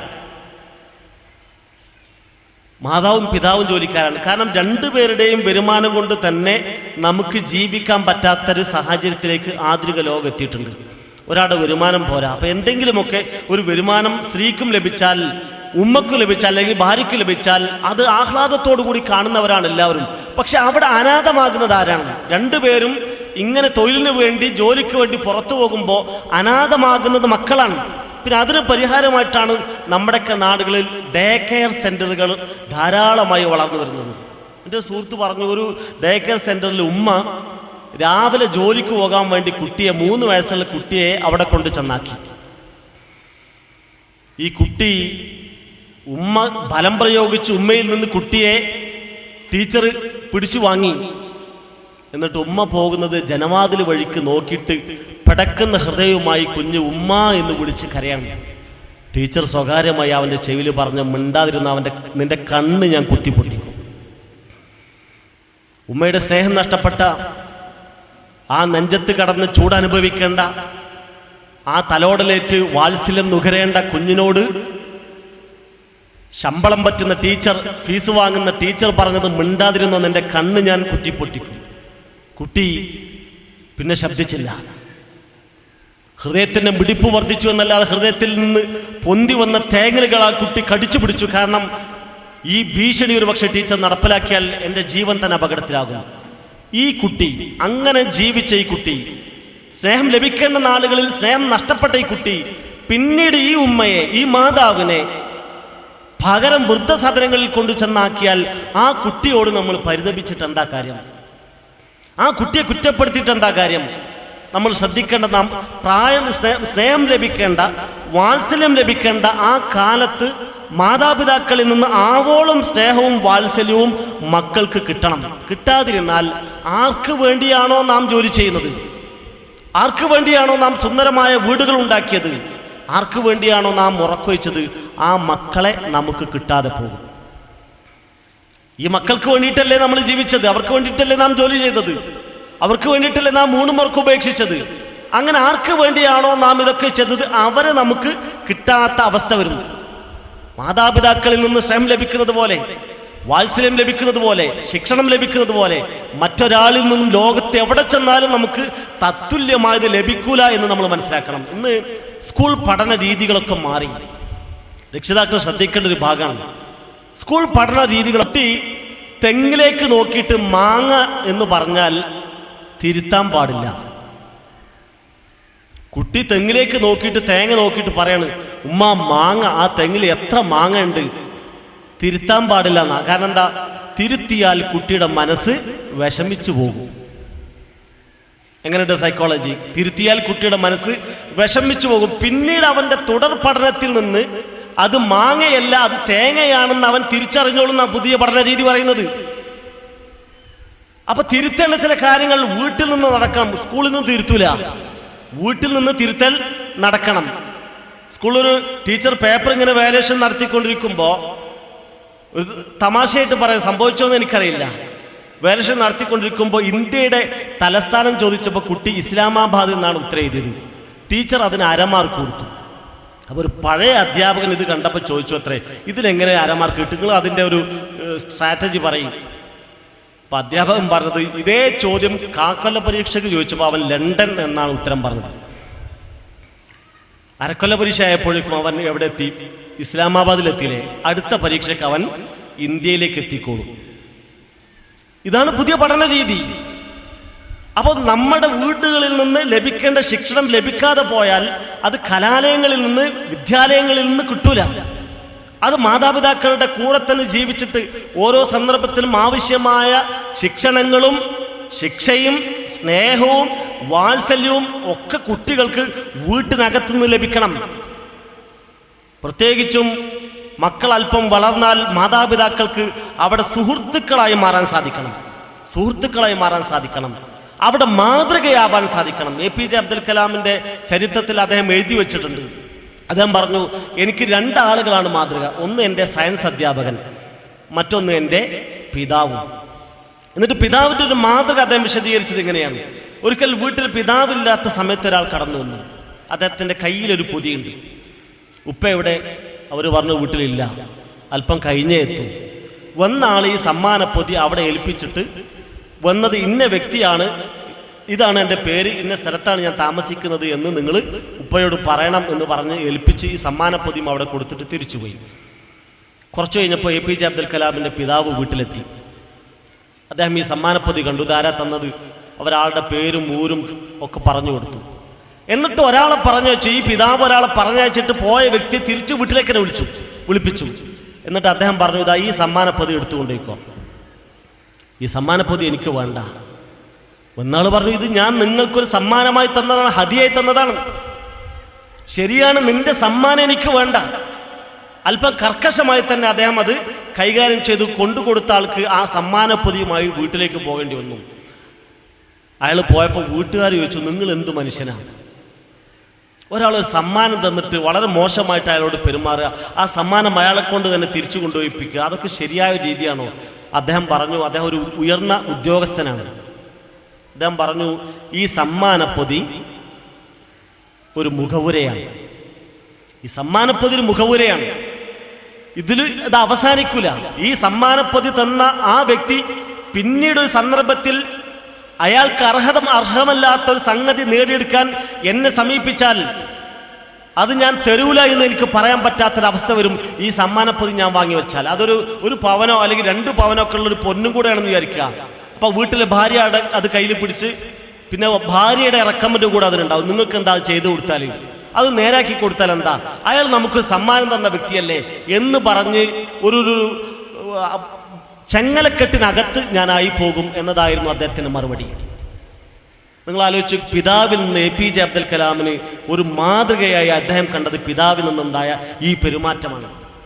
എന്നാൽ നമ്മുടെയൊക്കെ വീടുകളിൽ പലപ്പോഴും മക്കൾ കളവ് പറഞ്ഞ് ശീലിക്കുന്നത്, അനാവശ്യമായ കാര്യങ്ങൾ ചെയ്ത് ശീലിക്കുന്നത് വീട്ടിലെ ഉമ്മയുടെയും ഉപ്പയുടെയും ഒക്കെ ജീവിത രീതി കണ്ടുകൊണ്ടാണ്. ബാപ്പ കൊണ്ടുപോയി വെച്ച ഒരു സാധനം, അലമാരയിൽ കൊണ്ടുപോയി വെച്ച സാധനം, നമ്മുടെ വീട്ടിലെ കോഴി കൊക്കിപ്പാറി, മുട്ടയിടാൻ വേണ്ടി കൊക്കിപ്പാറി അവിടെയും ഇവിടെയൊക്കെ തട്ടിപ്പിടിച്ച് കയറി ഈ സാധനം താഴെ വീണ് പൊട്ടി. പ്രശ്നമൊന്നുമില്ല, ആർക്കും പ്രശ്നമൊന്നുമില്ല. കോഴി പൊട്ടിച്ചതാന്ന് പറഞ്ഞപ്പോൾ ബാപ്പാക്കും വിരോധമൊന്നുമില്ല. പക്ഷെ ഇതേ സംഗതി വീട്ടിലെ മകൻ ചെയ്തപ്പോൾ ഉമ്മ ആലോചിച്ചത്, ഉപ്പ വന്നാൽ കുട്ടിക്ക് നല്ല അടി കിട്ടും, കുട്ടിയെ രക്ഷപ്പെടുത്തണം. അതിനുള്ള ഉപാധി എന്താണെന്ന് അന്വേഷിച്ചപ്പോൾ അവർക്ക് തോന്നിയത്, മുമ്പ് ഇതേ വസ്തു കോഴി തട്ടിപ്പൊട്ടിച്ചപ്പോൾ ഉപ്പാക്ക് പരാതിയൊന്നും ഉണ്ടായിരുന്നില്ല. ഉപ്പ കോഴിയോട് കയർക്കുകയോ അല്ലെങ്കിൽ അടിക്കുകയോ ഒന്നും ചെയ്തിട്ടില്ല. അന്ന് വീണ്ടും അതേ വിഷയം അവരെടുത്തിട്ടു. അതെ, നമ്മുടെ കോഴി തട്ടിക്കയറിയതാണ്, അങ്ങനെ വീട് പൊട്ടിയതാണ്. മകൻ രക്ഷപ്പെട്ടു. മകൻ നോക്കി നിൽക്കുകയാണ്. എത്ര സമർത്ഥമായാണ് ഒരു അപകടത്തിൽ നിന്ന് എൻ്റെ ഉമ്മ എന്നെ രക്ഷപ്പെടുത്തിയത്. കലികൊണ്ട് വറച്ചു നിൽക്കുന്ന പിതാവിൻ്റെ അടി എനിക്ക് കിട്ടിക്കഴിഞ്ഞാൽ അത് എത്ര മാരകമായിരിക്കും. ആ അടിയിൽ നിന്ന് എത്ര സമർത്ഥമായി എൻ്റെ ഉമ്മ എന്നെ രക്ഷപ്പെടുത്തി. ഇങ്ങനെ കളവ് പറഞ്ഞാൽ ഇതുപോലെയുള്ള സാഹചര്യത്തിൽ നിന്ന് എനിക്ക് രക്ഷപ്പെടാമെന്ന ഒരു ചിന്ത ആദ്യമായി കുട്ടിയുടെ മനസ്സിലുണ്ടാക്കിയത് ഈ കുട്ടിയുടെ ഉമ്മയാണ്. അല്ലെ, എത്രയോ സംഭവങ്ങൾക്ക് വേണ്ടി പ്രാർത്ഥിക്കുന്നു, കുടുംബത്തിന് വേണ്ടി പ്രാർത്ഥിക്കുന്നു. എപ്പോഴെങ്കിലും എൻ്റെ മകൻ, എൻ്റെ മകൾ എന്നെപ്പോലെ ആവണമേ എന്ന് നമ്മൾ പ്രാർത്ഥിച്ചിട്ടുണ്ടാവും. പല വിഷയങ്ങളും നമ്മൾ പ്രാർത്ഥിച്ചിട്ടില്ലേ? ആ പ്രാർത്ഥനയിൽ എപ്പോഴെങ്കിലും എൻ്റെ മകൻ അല്ലെങ്കിൽ എൻ്റെ മകൾ എന്നെപ്പോലെ ആവണമെന്ന് പ്രാർത്ഥിച്ചിട്ടുണ്ടോ? പ്രാർത്ഥിച്ചിട്ടുണ്ടാവില്ല. കാരണം എന്താ? പല വിഷയത്തിലും നമ്മൾ നമ്മളെക്കുറിച്ച് ആലോചിക്കുന്നത് കുറ്റബോധത്തോടു കൂടിയാണ്. നമ്മുടെ വീഴ്ചകൾ നമുക്കറിയാം, നമ്മുടെ പോരായ്മകൾ നമുക്കറിയാം, നമ്മുടെ സ്വകാര്യതകൾ നമുക്കറിയാം. അതുകൊണ്ട് ഒരിക്കലും എൻ്റെ മകൻ എന്നെപ്പോലെ ആവരുത് എന്നാണ് നമ്മുടെ ആഗ്രഹവും പ്രാർത്ഥനയും. എങ്കിൽ പരസ്യ ജീവിതത്തിൽ നമ്മുടെ മകൻ ആരാകണമെന്നാണോ നമ്മൾ ആഗ്രഹിക്കുന്നത്? അവനിൽ ഉണ്ടാകേണ്ട സത്യസന്ധത, പെരുമാറ്റ രീതികൾ, സൽഗുണങ്ങൾ, അതൊക്കെ അവനിൽ ഉണ്ടാകണമെന്ന് നാം ആഗ്രഹിക്കുന്നുവെങ്കിൽ മാതാപിതാക്കളും അവൻ്റെ മുമ്പിൽ ഏറ്റവും നല്ല ഒരു കണ്ണാടിയെ പോലെ മാതൃകായോഗ്യരായ വ്യക്തിത്വങ്ങളായി മാറണം. റസൂലുള്ളാഹി സ്വല്ലല്ലാഹു അലൈഹി വസല്ലമയുടെ ജീവിതത്തിൽ നമുക്ക് എമ്പാടും കാണാൻ സാധിക്കും. പേരക്കുട്ടി ഹുസൈൻ റളിയല്ലാഹു അൻഹു, അതോ ഹസൻ റളിയല്ലാഹു അൻഹു, എനിക്ക് അത്ര ഓർമ്മയില്ല, വല്ലിപ്പയുടെ കയ്യും പിടിച്ച് പള്ളിയിലേക്ക് വന്നു. പള്ളിയുടെ ഒരു ഭാഗത്ത്, മദീന പള്ളിയുടെ ഒരു ഭാഗത്ത് കൂമ്പാരമായി കൂട്ടി വെച്ചിട്ടുണ്ട് കാരക്ക, നല്ല മധുരമുള്ള കാരക്ക. പെട്ടെന്ന് കുട്ടി വല്ലിപ്പയുടെ കൈ വിട്ടിട്ട് എങ്ങോട്ടോ ഓടിപ്പോയി. റസൂലുള്ളാഹി തെരഞ്ഞു പിടിച്ച് നോക്കുമ്പോൾ ഈ കുട്ടിയുടെ വായിലൊരു ഈത്തപ്പഴമുണ്ട്. കുട്ടിയല്ലേ, ഈത്തപ്പഴം മധുരമുള്ളതല്ലേ, വിശന്നിട്ടല്ലേ, കഴിച്ചോട്ടെ എന്ന് റസൂലുള്ളാഹി സ്വല്ലല്ലാഹു അലൈഹി വസല്ലം തീരുമാനിച്ചില്ല. ആ കുട്ടിയുടെ വായിൽ കൈയിട്ടിട്ട് ഒരു പ്രത്യേക ശബ്ദം ഉണ്ടാക്കിക്കൊണ്ട് പുറത്തേക്ക് തള്ളു അല്ലെങ്കിൽ പുറത്തേക്ക് തുപ്പ്, കഹ് കഹ് എന്ന ഇതിൽ പുറത്തേക്ക് തള്ളു എന്ന അർത്ഥം വരുന്ന ആ പദം ഉപയോഗിച്ചുകൊണ്ട് കുട്ടിയുടെ വായിൽ കൈയിട്ടിട്ട് റസൂലുള്ളാഹി സ്വല്ലല്ലാഹു അലൈഹി വസല്ലം അത് പിടിച്ചു വാങ്ങി. എന്നിട്ട് അവിടുന്ന് പറയുന്നത്, മുഹമ്മദിനും മുഹമ്മദിന്റെ കുടുംബത്തിനും സക്കാത്തിന്റെ മുതൽ അല്ലാഹ് അനുവദിച്ചിട്ടില്ല. എത്ര അരുതായ്മകൾ നമ്മുടെ വീടുകളിൽ നടക്കുന്നു. ഹക്കും ബാത്തിലും നോക്കാതെ, ഹറാമും ഹലാലും നോക്കാതെ എന്തെല്ലാം വരുമാനങ്ങൾ നമ്മുടെ വീട്ടിൽ വരുന്നു. ഇതാരെങ്കിലും ശ്രദ്ധിക്കാറുണ്ടോ?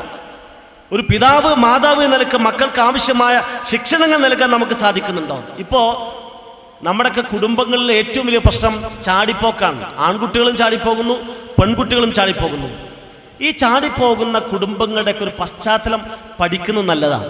ഇപ്പൊ എൻ്റെത് മുജാഹിദുകൾ മാത്രമുള്ളൊരു മഹല്ലാണ്.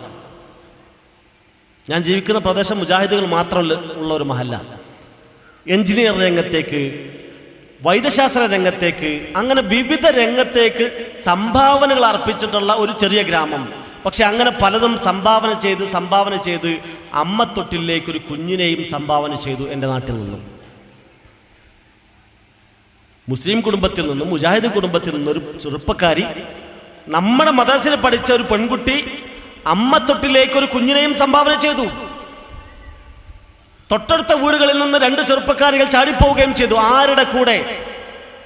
ഒരു നിക്കാഹ് ചെയ്തിട്ടുള്ള ഒരു ചെറുപ്പക്കാരന്റെ കൂടെ അല്ല, അന്യജാതിക്കാരന്റെ കൂടെ. ഈ അന്യജാതിക്കാരന്റെ പ്രത്യേകത എന്താ? കാണാൻ കൊള്ളുന്ന ഒരു ശരീരം അവനുണ്ടോ? ഇല്ല. കാണാൻ കൊള്ളുന്ന ഒരു മുഖം അവനുണ്ടോ? ഇല്ല. നല്ല ഒരു വസ്ത്രധാരണ രീതി അവനുണ്ടോ? ഇല്ല. എന്നിട്ടും ഈ പെൺകുട്ടി ആ അന്യജാതിക്കാരൻ്റെ 5 നേരം വുളു എടുത്ത് നമസ്കരിച്ചിരുന്ന, ശുദ്ധി വരുത്തിയിരുന്ന ഈ പെൺകുട്ടി മൂത്രമൊഴിച്ചാൽ പോലും കഴുകാത്ത ഈ പട്ടികജാതിക്കാരൻ്റെ കൂടെ ചാടിപ്പോകാനുള്ള പശ്ചാത്തലം നമ്മൾ പരിശോധിക്കണം. അതിലൊന്ന് ഞാൻ നേരത്തെ പറഞ്ഞൊരു വിഷയമാണ്. വീടുകളിൽ നിന്ന് ലഭിക്കേണ്ട സ്നേഹവും പരിഗണനയും ശിക്ഷണവും ലഭിക്കാതെ പോകുന്നു. പലപ്പോഴും മദ്രസാധ്യാപകരുടെ അടുക്കൽ വന്നിട്ടാണ് മക്കൾ പരാതി പറയാം. നിങ്ങൾ എൻ്റെ മകനെ ഒന്ന് ഉപദേശിക്കണം. അപ്പോൾ ഒരിക്കലും അധ്യാപകൻ ചോദിച്ചു, അത്ര എന്താ നിങ്ങളുടെ മകൻ്റെ പ്രശ്നം? അപ്പോൾ പിതാവ് ഇങ്ങനെ കുറേ പരാതികൾ മകനെക്കുറിച്ച് പറഞ്ഞു. അപ്പോൾ ഈ അധ്യാപകൻ ചോദിച്ചു, നിങ്ങൾ എപ്പോഴെങ്കിലും ഈ വിഷയത്തിൽ മകനെ ഉപദേശിച്ചിട്ടുണ്ടോ? ബാപ്പാറിന് ഉപദേശിച്ചില്ല. ഒന്നാമത് ഉപദേശിക്കേണ്ടത് നിങ്ങളല്ലേ. മകൻ്റെ ഒരു പോരായ്മ, മകൻ്റെ ഒരു വൈകൃതം, സ്വഭാവങ്ങളിൽ, പെരുമാറ്റങ്ങളിൽ, ജീവിത രീതികളിൽ ഉണ്ടായിട്ടുള്ളൊരു വൈകൃതം ആദ്യമായി നിങ്ങളാണ് കാണുന്നതെങ്കിൽ, മാതാപിതാക്കളാണത് കാണുന്നതെങ്കിൽ മാതാപിതാക്കളെ ഗുണദോഷിക്കേണ്ടത്. ആ ബാധ്യത അധ്യാപകനെ ഏൽപ്പിച്ചാൽ ഈ 2 മണിക്കൂർ മാത്രം മദ്രസയിൽ കിട്ടുന്ന ഈ അധ്യാപകന് എങ്ങനെ തിരുത്താൻ പറ്റും? നമ്മളല്ല തിരുത്തേണ്ട ആളുകൾ, രക്ഷിതാക്കൾക്കല്ല അതിൽ കടപ്പാട്. ഒരിക്കലും രക്ഷിതാവ് തൻ്റെ മകനെ കുറിച്ച് പരാതി പറഞ്ഞുകൊണ്ട് ഖലീഫ ഉമർ ബിൻ ഖത്താബ് റളിയല്ലാഹു അൻഹുവിൻ്റെ അരികിൽ വന്നു. അദ്ദേഹം പരാതിയൊക്കെ കേട്ടു. മകനെ വിളിച്ച് കാര്യങ്ങൾ വിസ്തരിച്ചപ്പോൾ മകൻ പറഞ്ഞത്, എൻ്റെ കുടുംബം എനിക്ക് ഒരു നല്ല പേര് പോലും ഇട്ടിട്ടില്ല.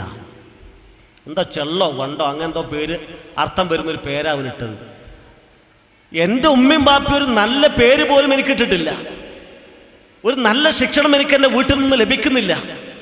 ഇത് മകൻ പറഞ്ഞപ്പോൾ ഖലീഫ ഉമർ റളിയല്ലാഹു അൻഹു ബാപ്പയെ വിളിച്ചിട്ട് ചീത്ത പറഞ്ഞു, നിങ്ങളാണ് ഈ മകൻ കേടുവന്നതിൻ്റെ ഉത്തരവാദിത്വം. ഒരു നല്ല പേര് പോലും നിർദ്ദേശിക്കാതെ, വീട്ടിൽ ഖുർആൻ പാരായണം ചെയ്യാൻ നിർദ്ദേശിക്കാതെ, നമസ്കരിക്കാൻ മടിച്ചു കിടക്കുന്ന മകനെ ഒന്ന് എഴുന്നേൽപ്പിച്ച് നമസ്കരിക്കാൻ ഉപദേശിക്കാതെ, കളവ് പറയുന്ന മകനെ കളവ് പറയുന്നതെന്ന് ഉപദേശിക്കാതെ, ഈ ഉമ്മയും ഉപ്പയും അവനെ പോറ്റി വളർത്തുന്നുവെങ്കിൽ അവനെ നന്നാക്കേണ്ട ബാധ്യത നാട്ടുകാർക്കല്ല. നാട്ടുകാരെ അത് കൈകാര്യം ചെയ്യും. നാട്ടുകാർക്കത് പൊറുതി കിട്ടാത്തൊരവസ്ഥ വന്നു കഴിഞ്ഞാൽ നാട്ടുകാരത് മറ്റൊരു വിധത്തിൽ കൈകാര്യം ചെയ്യും. അത് മാതാപിതാക്കളാണ് ശ്രദ്ധിക്കേണ്ടത്. ഇപ്പോൾ നമ്മുടെ വീട്ടിലെ ഒരു പ്രശ്നം എന്താണെന്ന് വെച്ചാൽ, എല്ലാവരും വിസ്തരിച്ച് ഒന്നിച്ചാണ് ടി വിയുടെ മുമ്പിൽ ഇരിക്കുന്നത്, അല്ലേ? ടി വി നമ്മൾ ആദ്യമായി വാങ്ങിച്ചപ്പോൾ നമ്മൾ മസിൽ പിടിച്ചിരുന്നു. ഇന്ന ചാനലുകളെ കാണാവുള്ളൂ, ഇന്ന പരിപാടികളെ നമ്മൾ കേൾക്കാവുള്ളൂ, അല്ലെങ്കിൽ വാർത്തക്ക് മാത്രമേ നമ്മൾ ടി വി തുറക്കാൻ പാടുള്ളൂ എന്നൊക്കെ പറഞ്ഞ് മസിൽ പിടിച്ചു ഉമ്മയും ബാപ്പയൊക്കെ. റിമോട്ട് കൺട്രോൾ നമ്മൾ എടുത്തു വെച്ചു. പിന്നെ ഇത് നമ്മുടെ കയ്യിൽ നിന്ന് പിശാചുമായിട്ട് മക്കളെ ഏൽപ്പിച്ചു. എന്നിട്ട് ഈ മക്കളും ഇളയതും മൂത്തതും ആങ്ങളെയും പെങ്ങളും ഉമ്മയും ബാപ്പയും വിസ്തരിച്ചിട്ടാണ് ഇപ്പോൾ ടി വിയുടെ മുമ്പിൽ ഇരിക്കുന്നത്. നമ്മുടെ കുടുംബങ്ങൾ ചെന്ന് നോക്കൂ. നിങ്ങൾ ചെന്ന് നോക്കുമ്പോൾ നമുക്ക് കാണാവുന്ന ഒരു രംഗമാണിത്. അങ്ങനെ കണ്ടുകൊണ്ടിരിക്കുമ്പോൾ വളരെ മുമ്പ് ടി വി സ്ഥാപിച്ച കാലത്ത് ഇതുപോലെ ഒരു സന്ദർഭത്തിൽ അവർ ടി വി കണ്ടുകൊണ്ടിരിക്കുമ്പോൾ വളരെ മോശപ്പെട്ട ഒരു ചിത്രം അവരുടെ മുമ്പിലേക്ക് വന്നു. ഉടനെ ബാപ്പ ഒരു വഴിക്ക് എണീറ്റ് പോയി, ഉമ്മ വേറെ വഴിക്ക് എണീറ്റ് പോയി, മുതിർന്ന ആൺകുട്ടികൾ വേറെ വഴിക്ക്, പെൺകുട്ടികൾ വേറെ വഴിക്ക്. പിന്നെ ഇതൊന്നും മനസ്സിലാവാത്ത കുഞ്ഞു കുട്ടികൾ മാത്രമേ അന്ന് ടി വിയുടെ മുമ്പിൽ ഇരുന്നുള്ളൂ. 10-15 വർഷങ്ങൾ കഴിഞ്ഞു. ഇപ്പോൾ അതിനേക്കാളും മോശമായ ചിത്രം വന്നാൽ, ഒരു രംഗം വന്നാൽ ആരും എണീറ്റ് പോകില്ല. സത്യമല്ലേ ഞാൻ പറഞ്ഞത്? ടി വി ഓഫാക്കാനും മുതിരുന്നില്ല, അല്ലെങ്കിൽ ആ ചാനലിൽ നിന്ന് മറ്റൊരു ചാനലിലേക്ക് മാറാനും അവർ ശ്രമിക്കുന്നില്ല. പൂച്ചക്ക് പാല് കുടിക്കുന്നത് പോലെ കണ്ണും ചെമ്പി അതിൻ്റെ മുമ്പിലിരിക്കുക. ഞാനൊന്നും അറിഞ്ഞിട്ടില്ല, ഞാനൊന്നും കാണില്ല എന്ന വിചാരത്തോടു കൂടി അതിൻ്റെ മുമ്പിലിരിക്കുക. ശരി, അതുകൊണ്ട് എന്താ പ്രശ്നം? ആ ടി വിയിലെ പ്രോഗ്രാമുകൾ നമ്മുടെ വിശ്വാസത്തെയും നമ്മുടെ ആചാരങ്ങളെയും നമ്മുടെ മനോഭാവങ്ങളെയും നമ്മൾ അറിയാതെ സ്വാധീനിക്കുന്നുണ്ട്. ഇപ്പൊ ഡൽഹിയിലെ ഈ സംഭവം വായിച്ചപ്പോൾ കൂട്ടത്തിലൊരു വിഷയം കൂടെ നിങ്ങൾ വായിച്ചോ? എന്താണത്? ഈ ചെറുപ്പക്കാർ അവരുടെ മൊബൈലിൽ ഉണ്ടായിരുന്ന അശ്ലീല വീഡിയോ കണ്ടുകൊണ്ടിരിക്കുകയാണ്. 24-20 വയസ്സുള്ള ചെറുപ്പക്കാർ, 5 വയസ്സുകാരിയെ പെൺകുട്ടിയെ ഉപയോഗപ്പെടുത്തിയ ചെറുപ്പക്കാർ അവിടെ മൊബൈലിലുണ്ടായിരുന്ന അശ്ലീല വീഡിയോ കണ്ടുകൊണ്ടിരിക്കുകയാണ്. അത് കണ്ടുകൊണ്ടിരിക്കുമ്പോഴാണ് ഒരുത്തൻ പറഞ്ഞത്, ഇത് അങ്ങനെ കണ്ട് ആസ്വദിച്ചാൽ പോരല്ലോ, നമുക്കൊന്ന് അനുഭവിക്കണ്ടേ, ഒരാളെ കിട്ടണമല്ലോ എന്ന് വിചാരിച്ച് പുറത്തിറങ്ങിയപ്പോഴാണ് അയൽപ്പക്കത്ത് 5 വയസ്സുകാരിയായ പെൺകുട്ടിയെ ഇവൻ്റെ മുമ്പിൽ വന്ന് വീഴുന്നത്. മിഠായി കാണിച്ചു കൊടുത്തിട്ട് സ്വാധീനിച്ചു. നിങ്ങൾ ആലോചിച്ചോക്കെ, ഈ അടുത്ത കാലത്ത് 2 വയസ്സ്, 3 വയസ്സ്, 5 വയസ്സ്, 7 വയസ്സ് ഈ പ്രായത്തിലുള്ള കുട്ടികളാണ് പിടിക്കപ്പെടുന്നത്. അല്ലെങ്കിൽ അവരെയാണ് ഈ ഞരമ്പ് രോഗികൾ ഉപയോഗപ്പെടുത്തുന്നത്. ഇതിലൊന്നും കുടുംബത്തിന് യാതൊരു ഉത്തരവാദിത്വം ഇല്ലേ? ഒക്കെ നാട്ടുകാരുടെ മുമ്പിൽ നമ്മൾ കെട്ടിയേൽപ്പിച്ചാൽ മതിയോ? നമ്മുടെ വീടുകളിൽ നിന്നാണ് പലപ്പോഴും ഇത്തരത്തിലുള്ള സാമൂഹ്യ ദ്രോഹ പ്രവർത്തനങ്ങൾക്കുള്ള ബീജാവാപം ഉണ്ടാകുന്നത്. നമ്മൾ വീട്ടിലില്ലാത്ത സമയത്ത് വളരെ മോശപ്പെട്ട ചാനലുകൾ കാണുന്ന നമ്മുടെ മക്കൾ സ്വകാര്യമായിട്ടൊന്ന് ചോദിച്ചു നോക്ക്, അല്ലെങ്കിൽ മറ്റാരോണ്ടെങ്കിലും ചോദിപ്പിച്ചു നോക്ക് നമ്മുടെ മക്കളോട്, അവരെന്തൊക്കെ കാണുന്നു. പാമ്പ് ഇണചേരുന്നത് പോലെ മനുഷ്യർ ചെയ്യുന്നത് നിങ്ങൾ കണ്ടിട്ടുണ്ടോ? കണ്ടിട്ടുണ്ട്. അവരെന്തൊക്കെയാണ് ചെയ്യുന്നത് നിങ്ങൾക്കറിയോ? അറിയും. വിവാഹിതരായ സ്ത്രീ പുരുഷന്മാർ എങ്ങനെയൊക്കെ ജീവിക്കുമെന്ന് നിങ്ങൾക്കറിയോ? അറിയും. എവിടെന്നാ നിങ്ങൾ പഠിച്ചത്? അത് എൻ്റെ വാപ്പ ഒരു ടി വി കൊണ്ടുവച്ചിട്ടുണ്ട് വീട്ടിൽ, ഇന്ന് കണ്ടതാ. ഈ മക്കളെ നിങ്ങൾ നരകത്തിലേക്കാണോ കൊണ്ടുപോകുന്നത്? മക്കളെ നിങ്ങൾ നരകത്തിലേക്കാണോ കൊണ്ടുപോകുന്നത്? അവർ നല്ലവരാകണമെന്ന് നമ്മൾ ആഗ്രഹിക്കുന്നുണ്ടോ? ഉണ്ടെങ്കിൽ അതിന് പറ്റുന്ന ഒരു കുടുംബാന്തരീക്ഷം ഉണ്ടാകണം. വീട്ടിനകത്ത് ബോധപൂർവമായ ചില ഇടപെടലുകൾ ഉണ്ടാവണം. നമ്മൾ വാങ്ങിക്കൊടുക്കുന്ന മൊബൈൽ, നമ്മൾ സൗകര്യം ചെയ്തു കൊടുക്കുന്ന ഇന്റർനെറ്റ് സൗകര്യങ്ങൾ, നമ്മൾ വാങ്ങിക്കൊടുക്കുന്ന കമ്പ്യൂട്ടർ എല്ലാം നന്മക്കും തിന്മക്കും ഉപയോഗപ്പെടുത്താം. പക്ഷെ ആധുനിക ലോകം പലപ്പോഴും അധികവും അത് ഉപയോഗപ്പെടുത്തുന്നത് തിന്മക്ക് വേണ്ടി മാത്രമാണ്. നമ്മളൊരു പക്ഷേ നമ്മുടെ മക്കൾ ഇന്റർനെറ്റ് കൈകാര്യം ചെയ്തുകൊണ്ടിരിക്കുമ്പോൾ ഫേസ്ബുക്കിൽ കൂട്ടുകാരുമായി അവർ സല്ലപിച്ചുകൊണ്ടിരിക്കുമ്പോൾ ഒരു കൗതുകത്തിന് അവിടെ മുമ്പിൽ ചെന്ന് ഇരുന്നു എന്ന് വിചാരിക്കുക. ഉടനെ ഒരു പക്ഷം അവർ വിഷയം മാറ്റും. ചെന്ന ഉടനെ അവർ OL എന്ന 2 അക്ഷരം എഴുതിയിട്ടുണ്ടാവും ഇന്റർനെറ്റിൽ. എന്താ OL എന്ന് പറഞ്ഞാൽ? ഇനി നമ്മുടെ വിഷയം മാറ്റണം. ഒരു ഓൾഡ് ലേഡി എൻ്റെ മുമ്പിൽ, സ്വന്തം ഉമ്മാനെയാണ് ഇപ്പോൾ എഴുതിയത്.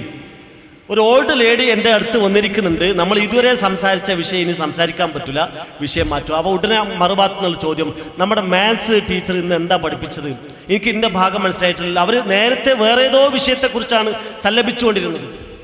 ഈ ഓൾഡ് ലേഡി, ഈ ഉമ്മ അവിടെ എത്തിയപ്പോൾ ഇനി ആ വിഷയം പറ്റില്ല എന്ന് കണ്ടപ്പോൾ അവർ സമർത്ഥമായി വിഷയം മാറ്റി. അപ്പോൾ ഇതിനെക്കുറിച്ച് ധാരണയില്ലാത്ത മാതാപിതാക്കളോ ഇത് തിരക്കടില്ല, നമ്മുടെ കുട്ടി നമ്മളെപ്പോലെയൊന്നുമല്ല, ഈ ടെക്നോളജി, ഈ മീഡിയ നന്നായി ഉപയോഗപ്പെടുത്താൻ നമ്മുടെ കുട്ടികൾക്ക് സാധിക്കുന്നുണ്ട് എന്ന് അഭിമാനിക്കുമ്പോൾ പിന്നീട് നമുക്ക് അപമാനിക്കേണ്ട ഒരവസ്ഥയിലേക്ക് കാര്യങ്ങൾ മാറും. അപ്പോൾ വീട്ടിൽ നിന്ന് തന്നെയാണ് ഇതിലൊക്കെ ശ്രദ്ധ ഉണ്ടാവേണ്ടത്. നമ്മൾ മുതിർന്ന മക്കൾ വീട്ടിലുണ്ടെങ്കിൽ ആ മക്കളെ നമ്മൾ പള്ളിക്ക്, പ്രത്യേകിച്ചും ആണുങ്ങൾ പള്ളിയിൽ പോകുമ്പോൾ ഒന്ന് കൂടെ കൂട്ടുക. സുബഹി നമസ്കാരത്തിനും മറ്റു നമസ്കാരങ്ങളിലും ഒക്കെ ഒന്ന് കൂടെ കൊണ്ടുപോവുക, അവരെ ഉപദേശിക്കുക, ആവശ്യമായ വിഷയങ്ങളിൽ ഇടപെടുക, അവരെ തിരുത്താൻ നമ്മൾ ശ്രമിക്കുക. തിരുത്താൻ ശ്രമിച്ചിട്ടും പരാജയപ്പെട്ടാൽ നമ്മൾ അത് അള്ളാഹുവിനെ ഏൽപ്പിക്കുക. നേരത്തെ പറഞ്ഞല്ലോ, അള്ളാഹിന്റെ വിധിയാണെന്നും പറഞ്ഞിട്ട് ലോകത്തിന് നമ്മൾ സമാധാനിച്ചിട്ട് കാര്യമില്ല. കാരണം നമ്മൾ തന്നെ വരുത്തിക്കൂട്ടുന്നതാണ് പലതും. ഈ വിഷയത്തിൽ മക്കൾ ദുഷിച്ചു പോകുന്നുവെങ്കിൽ പലപ്പോഴും ആ ദുഷിപ്പിന് ഒന്നാമത്തെ കാരണക്കാരായി കാണേണ്ടത് വീട്ടിനകത്തെ ഉമ്മയും ഉപ്പയും തന്നെയാണ്. അവരാണ് കാര്യങ്ങൾ ശ്രദ്ധിക്കേണ്ടത്. ഇനി മറ്റൊരു ഭാഗത്തേക്ക് പോകാം. ഈ പറഞ്ഞ ഉമ്മയും ഉപ്പയും മറ്റൊരു വേളയിൽ ഭാര്യയും ഭർത്താവുമായിരുന്നു. ആ ഭാര്യാഭർത്തൃ ബന്ധം ഊഷ്മളമാവാൻ ഖുർആനും സുന്നത്തും വരച്ച് കാണിക്കുന്ന കുറേ വിഷയങ്ങൾ ഞാൻ അല്പം മാത്രം, അതിന് കൂടുതൽ ആയത്തും ഞാൻ പാരായണം ചെയ്യുന്നില്ല, അല്പ കാര്യങ്ങൾ മാത്രമേ ഞാൻ പറയുന്നുള്ളൂ ഈ വിഷയത്തിൽ. പണവും തറവാടും നോക്കിയിട്ടാണ് എൻ്റെ സഹോദരന്മാരെ നിങ്ങൾ വിവാഹം കഴിച്ചതെങ്കിൽ നിങ്ങളുടെ കുടുംബത്തിൽ നിങ്ങളുടെ അപ്രമാദിത്വം നിങ്ങൾക്ക് നഷ്ടപ്പെടും. നിങ്ങളുടെ വ്യക്തിഗുണമാണ് നഷ്ടപ്പെടുന്നത്. നിങ്ങളെ അനുസരിക്കാൻ ഭാര്യ ബാധ്യസ്ഥയല്ല. എൻ്റെ അയൽപ്പക്കത്ത് ഒരു വിവാഹം നടന്നപ്പോൾ അത്യാവശ്യം പൊന്നും പണവും ബാർഗെയിൻ ചെയ്തിട്ടാണ് കല്യാണം ഉറപ്പിച്ചത്. പുതുക്കത്തിന്റെ തലേ ദിവസം പെണ്ണ് ഈ ചെറുപ്പക്കാരനെ വിളിച്ചിട്ട് പറഞ്ഞ ഒരു കാര്യം എന്താണോ, ഇതാ ഇത്രയും പൊന്നും പണവുമായിട്ടാണ് ഞാൻ നിങ്ങളുടെ വീട്ടിലേക്ക് വരുന്നത്, അതിൻ്റെ പരിഗണന എനിക്ക് നിങ്ങളുടെ വീട്ടിൽ കിട്ടണം. കിട്ടിയിട്ടില്ലെങ്കിൽ വന്ന് പിറ്റേ ദിവസം തന്നെ അതിൻ്റെതായ പ്രശ്നങ്ങൾ വീട്ടിലുണ്ടാകും. അപ്പൊ പണവും തറവാടും നോക്കുന്നതിന് പകരം ചില ആൾക്കാർ പണം നോക്കുന്നു മാത്രമല്ല, ഈ കുട്ടിന്റെ ബാപ്പ അധികകാലം ജീവിച്ചിരിക്കാൻ സാധ്യത ഉണ്ടോ എന്നുകൂടി നോക്കും. എന്തിനാ? കുറച്ച് പ്രായമുള്ള ആളാണെങ്കിൽ അയാളുടെ കാലം പെട്ടെന്ന് തീർന്നു കഴിഞ്ഞാൽ ഈ സ്വത്ത് ഓഹരിച്ച് അതും കൂടെ കിട്ടുമല്ലോ, അങ്ങനെയും കൂടെ നോക്കണം ചെറുപ്പക്കാരുണ്ട് അത്രേ. അതൊക്കെ നോക്കുമ്പോൾ നമുക്ക് നമ്മുടെ വ്യക്തിത്വം നഷ്ടപ്പെടും. അർ-റിജാലു ഖവ്വാമൂന അലൻ നിസാ, വിശുദ്ധ ഖുർആൻ വളരെ കൃത്യമായി പറഞ്ഞ സ്ത്രീകളുടെ കാര്യത്തിൽ കൈകാര്യകർത്തൃത്വം പുരുഷന്മാർക്കാണ്. ഒരു പക്ഷേ നമ്മുടെ ഭർത്താവ്, എൻ്റെ സഹോദരന്മാരോട് ഞാൻ പറയണം, ഭർത്താവ് ഒരു മൊയന്തായിരിക്കും. മൊയന്ത് കുറച്ചൊരു മന്ദബുദ്ധി ഉണ്ട്, ഒരു 10 വയസ്സിന് കുറവുണ്ടെന്ന് വിചാരിക്കുക. ആ 10 വയസ്സ് കുറവുള്ള മൊയന്ത് പുതിയാപ്പളനെ നമ്മളിങ്ങനെ പന്തിയിലിട്ട് പഠിപ്പിക്കുന്ന സ്വഭാവം ഉണ്ടാവരുത്. അയാൾക്ക് ലഭിക്കേണ്ട ഒരു അർഹതയുണ്ട്. നമ്മുടെ കുട്ടികളുടെ ബാപ്പയാണ്, നമ്മളെ പുതിയാപ്പളയാണ്, നമ്മൾക്ക് വേണ്ടി അധ്വാനിച്ചു കൊണ്ടുവന്ന ഒരു വ്യക്തിയാണ്. അയാൾക്ക് ലഭിക്കേണ്ട സ്നേഹവും പരിഗണനയും ലഭിക്കണം, അംഗീകാരം ലഭിക്കണം. അത് ലഭിക്കുമ്പോഴേ വീട്ടിൽ സമാധാനം ഉണ്ടാവുള്ളൂ. അപ്പൊ അബ്ദുല്ലാഹി ഇബ്നു ഉമർ റളിയല്ലാഹു അൻഹു അദ്ദേഹത്തിന് വേണ്ടി ഭാര്യയെ അന്വേഷിച്ച് കണ്ടെത്തിയതാരാ? ഉമർ ഇബ്നുൽ ഖത്താബ് റളിയല്ലാഹു അൻഹു. ആ പാൽക്കാരി പെൺകുട്ടിയുടെ ചരിത്രം നമുക്കറിയാം. നമ്മൾ ആ കഥ അത്രയും പറഞ്ഞ് അവസാനിപ്പിക്കും. പക്ഷെ പിന്നീട് ആ പൈതൃകത്തിൽ നിന്ന്, ആ ഉമ്മയുടെ പാരമ്പര്യത്തിൽ നിന്ന് പിറന്നു വീണ മറ്റൊരു കുട്ടിയാണ് ഉമർ ഇബ്നു അബ്ദുൽ അസീസ്. ഉമർ ഇബ്നു അബ്ദുൽ അസീസ് ഖുലഫാഉ റാഷിദീങ്ങളുടെ ഭരണകാലത്തിന് ശേഷം പിന്നീട് സമാനമായ ഒരു ഭരണം ഉണ്ടാക്കാൻ സാധിച്ച ഒരു വ്യക്തിയാണ് ഉമർ ഇബ്നു അബ്ദുൽ അസീസ്. അത് ആരുടെ പാരമ്പര്യത്തിൽ നിന്നാണ്? അന്ന് പാലിൽ വെള്ളം ചേർക്കാൻ മടി കാണിച്ച ആ പെണ്ണിന്റെ പരമ്പരയിൽ പിറന്നു വീണ പേരക്കുട്ടിയാണ്. അപ്പൊ അപ്പൊ ഇതൊക്കെ നോക്കിയിട്ട് വേണം വിവാഹം കഴിക്കാൻ. അല്ലാത്ത പക്ഷം ഈ പറഞ്ഞ പ്രശ്നങ്ങളൊക്കെ വീട്ടിലുണ്ടാകും. റസൂലുള്ളാഹി സ്വല്ലല്ലാഹു അലൈഹി വസല്ലം പറഞ്ഞു, ഒരു പുരുഷനെ സംബന്ധിച്ചിടത്തോളം അവന്റെ ദുനിയാവിലെ ഏറ്റവും വലിയ സ്വത്ത് പരലോകത്തിന്റെ കാര്യത്തിൽ അവനെ സഹായിക്കുന്ന ഭാര്യയാണ്. സുബൈക്ക് എഴുന്നേൽക്കാൻ മടിയുണ്ടെങ്കിൽ ഒന്ന് മുട്ടി വിളിച്ച് ഉണർത്തുക. നമസ്കരിക്കാൻ മടിയുള്ള ആളാണെങ്കിൽ അയാളെ നമസ്കരിക്കാൻ വേണ്ടിയിട്ടും താല്പര്യം ഉണ്ടാക്കുക. അതൊക്കെ പല ടെക്നിക്കുകളും നമ്മുടെ ഭാര്യമാർക്ക് വീട്ടിനകത്ത് ചെയ്യാവുന്നതേ ഉള്ളൂ. അങ്ങനെ പരലോകത്തിന്റെ കാര്യത്തിൽ ഭർത്താക്കന്മാരെ സഹായിക്കുന്ന ഭാര്യമാരാണ് ഒരു പുരുഷനെ സംബന്ധിച്ചിടത്തോളം അവന്റെ ദുനിയാവിലെ ഏറ്റവും വലിയ സമ്പത്ത് എന്ന് മഹാനായ റസൂലുള്ളാഹി സ്വല്ലല്ലാഹു അലൈഹി വസല്ലം നമ്മളെ പഠിപ്പിക്കുന്നു. ഒരു സംഭവം ഞാൻ കൂട്ടത്തിൽ ചേർത്ത് പറയട്ടെ. മദീനയിൽ ഒരു ചെറിയ പ്രശ്നം കൈകാര്യം ചെയ്തുകൊണ്ടിരിക്കുന്നു റസൂലുള്ളാഹി സ്വല്ലല്ലാഹു അലൈഹി വസല്ലം. പ്രശ്നം എന്താണെന്ന് വെച്ചാൽ, തൻ്റെ ഈന്തപ്പന തോട്ടത്തിന് അതിര് കെട്ടാൻ തീരുമാനിച്ച ഒരു സഹാബിക്ക് മറ്റൊരാളുടെ അതിർത്തി ഭാഗത്തെത്തിയപ്പോൾ അതിർത്തിയിൽ വളർന്നു നിൽക്കുന്ന ഒരു ഈന്തപ്പനയുണ്ട്. അത് ആരുടേതാണെന്നൊന്നും പറയാൻ പറ്റാത്തൊരവസ്ഥ. മറുഭാഗത്തെ തോട്ടത്തിന്റെ ഉടമ ഒരു ചെറിയ അൻസാരി സഹാബിയാണ്. ആ അൻസാരി സഹാബിയോട് ഈ മുതിർന്ന സഹാബി പറഞ്ഞു, മോനെ, നമ്മുടെ അതിർത്തിയിൽ ഒരു ഈന്തപ്പന വളർന്നു നിൽക്കുന്നുണ്ട്, പണം തന്നിട്ട് ഞാനത് മുറിച്ചോട്ടെ, നിനക്ക് ഞാൻ കാശ് തരാം, ആരുടേതാണെന്നൊന്നും പറയാൻ പറ്റൂല, അത് ഞാൻ മുറിച്ചോട്ടെ. കുട്ടി സമ്മതിച്ചില്ല. കേസ് റസൂലുള്ളാഹി സ്വല്ലല്ലാഹു അലൈഹി വസല്ലമയുടെ കോടതിയിലെത്തി. അവിടുന്ന് ഇടപെട്ട് നോക്കി, പക്ഷെ അപ്പോഴും കുട്ടി വഴങ്ങിയില്ല. സദസ്സിലുണ്ടായിരുന്ന അബൂദഹ്ദാ റളിയല്ലാഹു അൻഹു പറഞ്ഞു, അള്ളാഹുവിന്റെ പ്രവാചകരെ, ഈ ഈന്തപ്പന അവൻ വിൽക്കുമെങ്കിൽ പകരം ഞാൻ 600 ഈന്തപ്പനകളുള്ള എൻ്റെ തോട്ടം പകരം കൊടുക്കാം, എനിക്കെന്ത് കിട്ടും? ഞാൻ ആ നഷ്ടം സഹിച്ചാൽ എനിക്കെന്ത് കിട്ടും? റസൂലുള്ളാഹി സ്വല്ലല്ലാഹു അലൈഹി വസല്ലം പറഞ്ഞു, നിനക്ക് സ്വർഗത്തിലൊരു ഈന്തപ്പന കിട്ടും. സ്വർഗത്തെക്കുറിച്ച് പഠിക്കുമ്പോഴേ അതൊരു വലിയ സംഗതിയാണ് നമുക്ക് മനസ്സിലാവുള്ളൂ. സ്വർഗത്തിലൊരു ഈന്തപ്പന കിട്ടുമെന്ന് കേട്ടതോടുകൂടി അബൂദഹ്ദാ റളിയല്ലാഹു അൻഹു ഈ പ്രശ്നം പരിഹരിക്കാൻ ഈ ഒരൊറ്റ ഈന്തപ്പനക്ക് പകരം 600 ഈന്തപ്പനകളുള്ള തൻ്റെ തോട്ടം പകരം കൊടുത്തു. നേരെ ഭാര്യയുടെ കുടുംബത്തിൻ്റെ അടുക്കൽ ചെന്നു. ഈ തോട്ടത്തിലാണ് ഭാര്യയും മക്കളൊക്കെ താമസിക്കുന്നത്. അദ്ദേഹം വിളിച്ചു പറഞ്ഞത്, ഇറങ്ങ്, എല്ലാവരും ഇറങ്ങ്, ഇനി മുതൽക്ക് ഈ തോട്ടവും വീടും നമ്മുടേതല്ല. അപ്പോൾ ഭാര്യ ചോദിച്ചു, എന്തേ പ്രശ്നം? ഞാനത് വിൽപ്പനയാക്കി. എന്താണ് നിങ്ങൾ പകരം വാങ്ങിയത്? പകരം വാങ്ങിയത് എന്താണെന്ന് ചോദിച്ചപ്പോൾ അദ്ദേഹം പറഞ്ഞു, സ്വർഗത്തിലൊരു ഈന്തപ്പന, സ്വർഗത്തിലൊരു ഈന്തപ്പനയാണ് പകരം ലഭിച്ചത്. നമ്മുടെ ഭാര്യമാരുടെ മുമ്പിലാണ് അങ്ങനെ ഒരു വിഷയം, ഒരു ഓഫർ നമ്മൾ സമർപ്പിച്ചെന്ന് വിചാരിക്കുക. തൽക്കാലം പുറത്തിറങ്ങാൻ അവരെ കിട്ടുമോ? പക്ഷെ അബൂദഹ്ദാ റളിയല്ലാഹു അൻഹുവിന്റെ ഭാര്യ പറഞ്ഞു, ഏറ്റവും ലാഭകരമായ കച്ചവടമാണ് നിങ്ങൾ നടത്തിയത്. ഒരു എതിർപ്പും ഒരു വെറുപ്പും അവർ കാണിച്ചില്ല. ഏറ്റവും ലാഭകരമായ കച്ചവടമാണ് നിങ്ങൾ നടത്തിയതെന്ന് പറഞ്ഞ് വീട്ടിലെ കുട്ടികളെയും മക്കളെയും കുടുക്കയും പാത്രമൊക്കെ എടുത്തിട്ട് അവർ പുറത്തിറങ്ങി അടുത്ത സ്ഥലം നോക്കി അന്വേഷിച്ചുകൊണ്ട്. ഇതാണ് ഭർത്താവിനെ പരലോകത്തിന്റെ കാര്യത്തിൽ, ദീനിന്റെ കാര്യത്തിൽ സഹായിക്കുന്ന ഭാര്യ എന്ന് പറയുന്നത്. ആ ഒരു പരിഗണന ഭർത്താവിന് നമ്മുടെ വീടുകളിൽ നിന്ന് ലഭിക്കണം. ഒരു ഫെമിനിസ്റ്റ് ഈ അടുത്ത കാലത്ത് പ്രസംഗിച്ചപ്പോൾ പറഞ്ഞു, ഭാര്യാഭർത്തൃ ബന്ധത്തിന് സുഖവും ആണും പെണ്ണും ഒരുമിച്ച് അനുഭവിക്കുന്നു. പക്ഷെ പിന്നീടുണ്ടാകുന്ന പ്രയാസം മുഴുവൻ അനുഭവിക്കുന്നത് ആരാ? പെണ്ണുങ്ങളാ. അതൊരു അനീതിയല്ലേന്നാ. എന്താ പേര് ചെയ്യുന്നത്? ഭാര്യാഭർത്തൃ ബന്ധത്തിന് സുഖം ആണും പെണ്ണും ഒരുമിച്ച് അനുഭവിക്കുന്നു. പക്ഷേ ആണിനെ കൊണ്ട് ചെയ്യാൻ പറ്റാത്തൊരു പ്രകൃതം, ആണിനില്ലാത്തൊരു പ്രകൃതം അല്ലാഹു സുബ്ഹാനഹു വ തആല ഈ പെണ്ണിന് നൽകിയിട്ടുണ്ട്. അതിൽ കെറിവിച്ചിട്ട് കാര്യമല്ല, അത് അനീതിയാണെന്ന് പറഞ്ഞിട്ട് കാര്യമില്ല. പെണ്ണ് രാജാവാകേണ്ടവളല്ല, രാജാവിനെ പെറ്റുപോറ്റേണ്ടവളാണ്. നിങ്ങൾ എന്നോട് യോജിക്കുമെന്ന് എനിക്കറിയില്ല. പെണ്ണ് രാജാവാകേണ്ടവളല്ല, രാജാവിനെ പെറ്റുപോറ്റേണ്ടവളാണ് പെണ്ണ്. അതിന് അള്ളാഹു നിങ്ങൾക്കാണ് കൈ കൊടുത്തത്. ഇപ്പോൾ 1 or 2 പ്രസവം കഴിഞ്ഞ് കുടുംബാസൂത്രണത്തിലൂടെ ഈ പ്രസവം നിർത്തിക്കഴിഞ്ഞാൽ ഒരു ബക്കറ്റും പാട്ടയും കിട്ടും, അല്ലേ? ബക്കറ്റും പാട്ടയും കിട്ടും. ഈ ഉത്തരവാദിത്തം ഞങ്ങൾ ആണുങ്ങളാണ് ഏറ്റെടുത്തെന്ന് വിചാരിക്കുക. ബക്കറ്റും പാട്ടയും കൊടുക്കേണ്ടി വരില്ല. മനുഷ്യ തലമുറയുടെ വർധനവടെ നിന്നു പോകും. കാരണം ഇത് ഞങ്ങളെക്കൊണ്ട് സഹിക്കാൻ കഴിയില്ല. ഒരു കുട്ടിനെ പ്രസവിക്കുക, അതിന് മുല കൊടുക്കുക, ഒരു 9 മാസം അല്ലെങ്കിൽ 10 മാസം ഇത് ഗർഭത്തിൽ കൊണ്ടു നടക്കുക, എന്നിട്ട് 2 വർഷം തുടർച്ചയായിട്ട് മുല കൊടുക്കുക, ഈ കുട്ടിക്ക് വേണ്ടി ഉറക്കൊഴിക്കുക എന്നുള്ളത് പുരുഷന്മാരെ കൊണ്ട് കഴിയില്ല. അവിടെ പ്രകൃതത്തിന് അതില്ല. ആ പ്രകൃതം, ക്ഷമാശക്തി നൽകിയത് അള്ളാഹു സ്ത്രീകൾക്കാണ്. അത് അഭിമാനമായി കാണണം.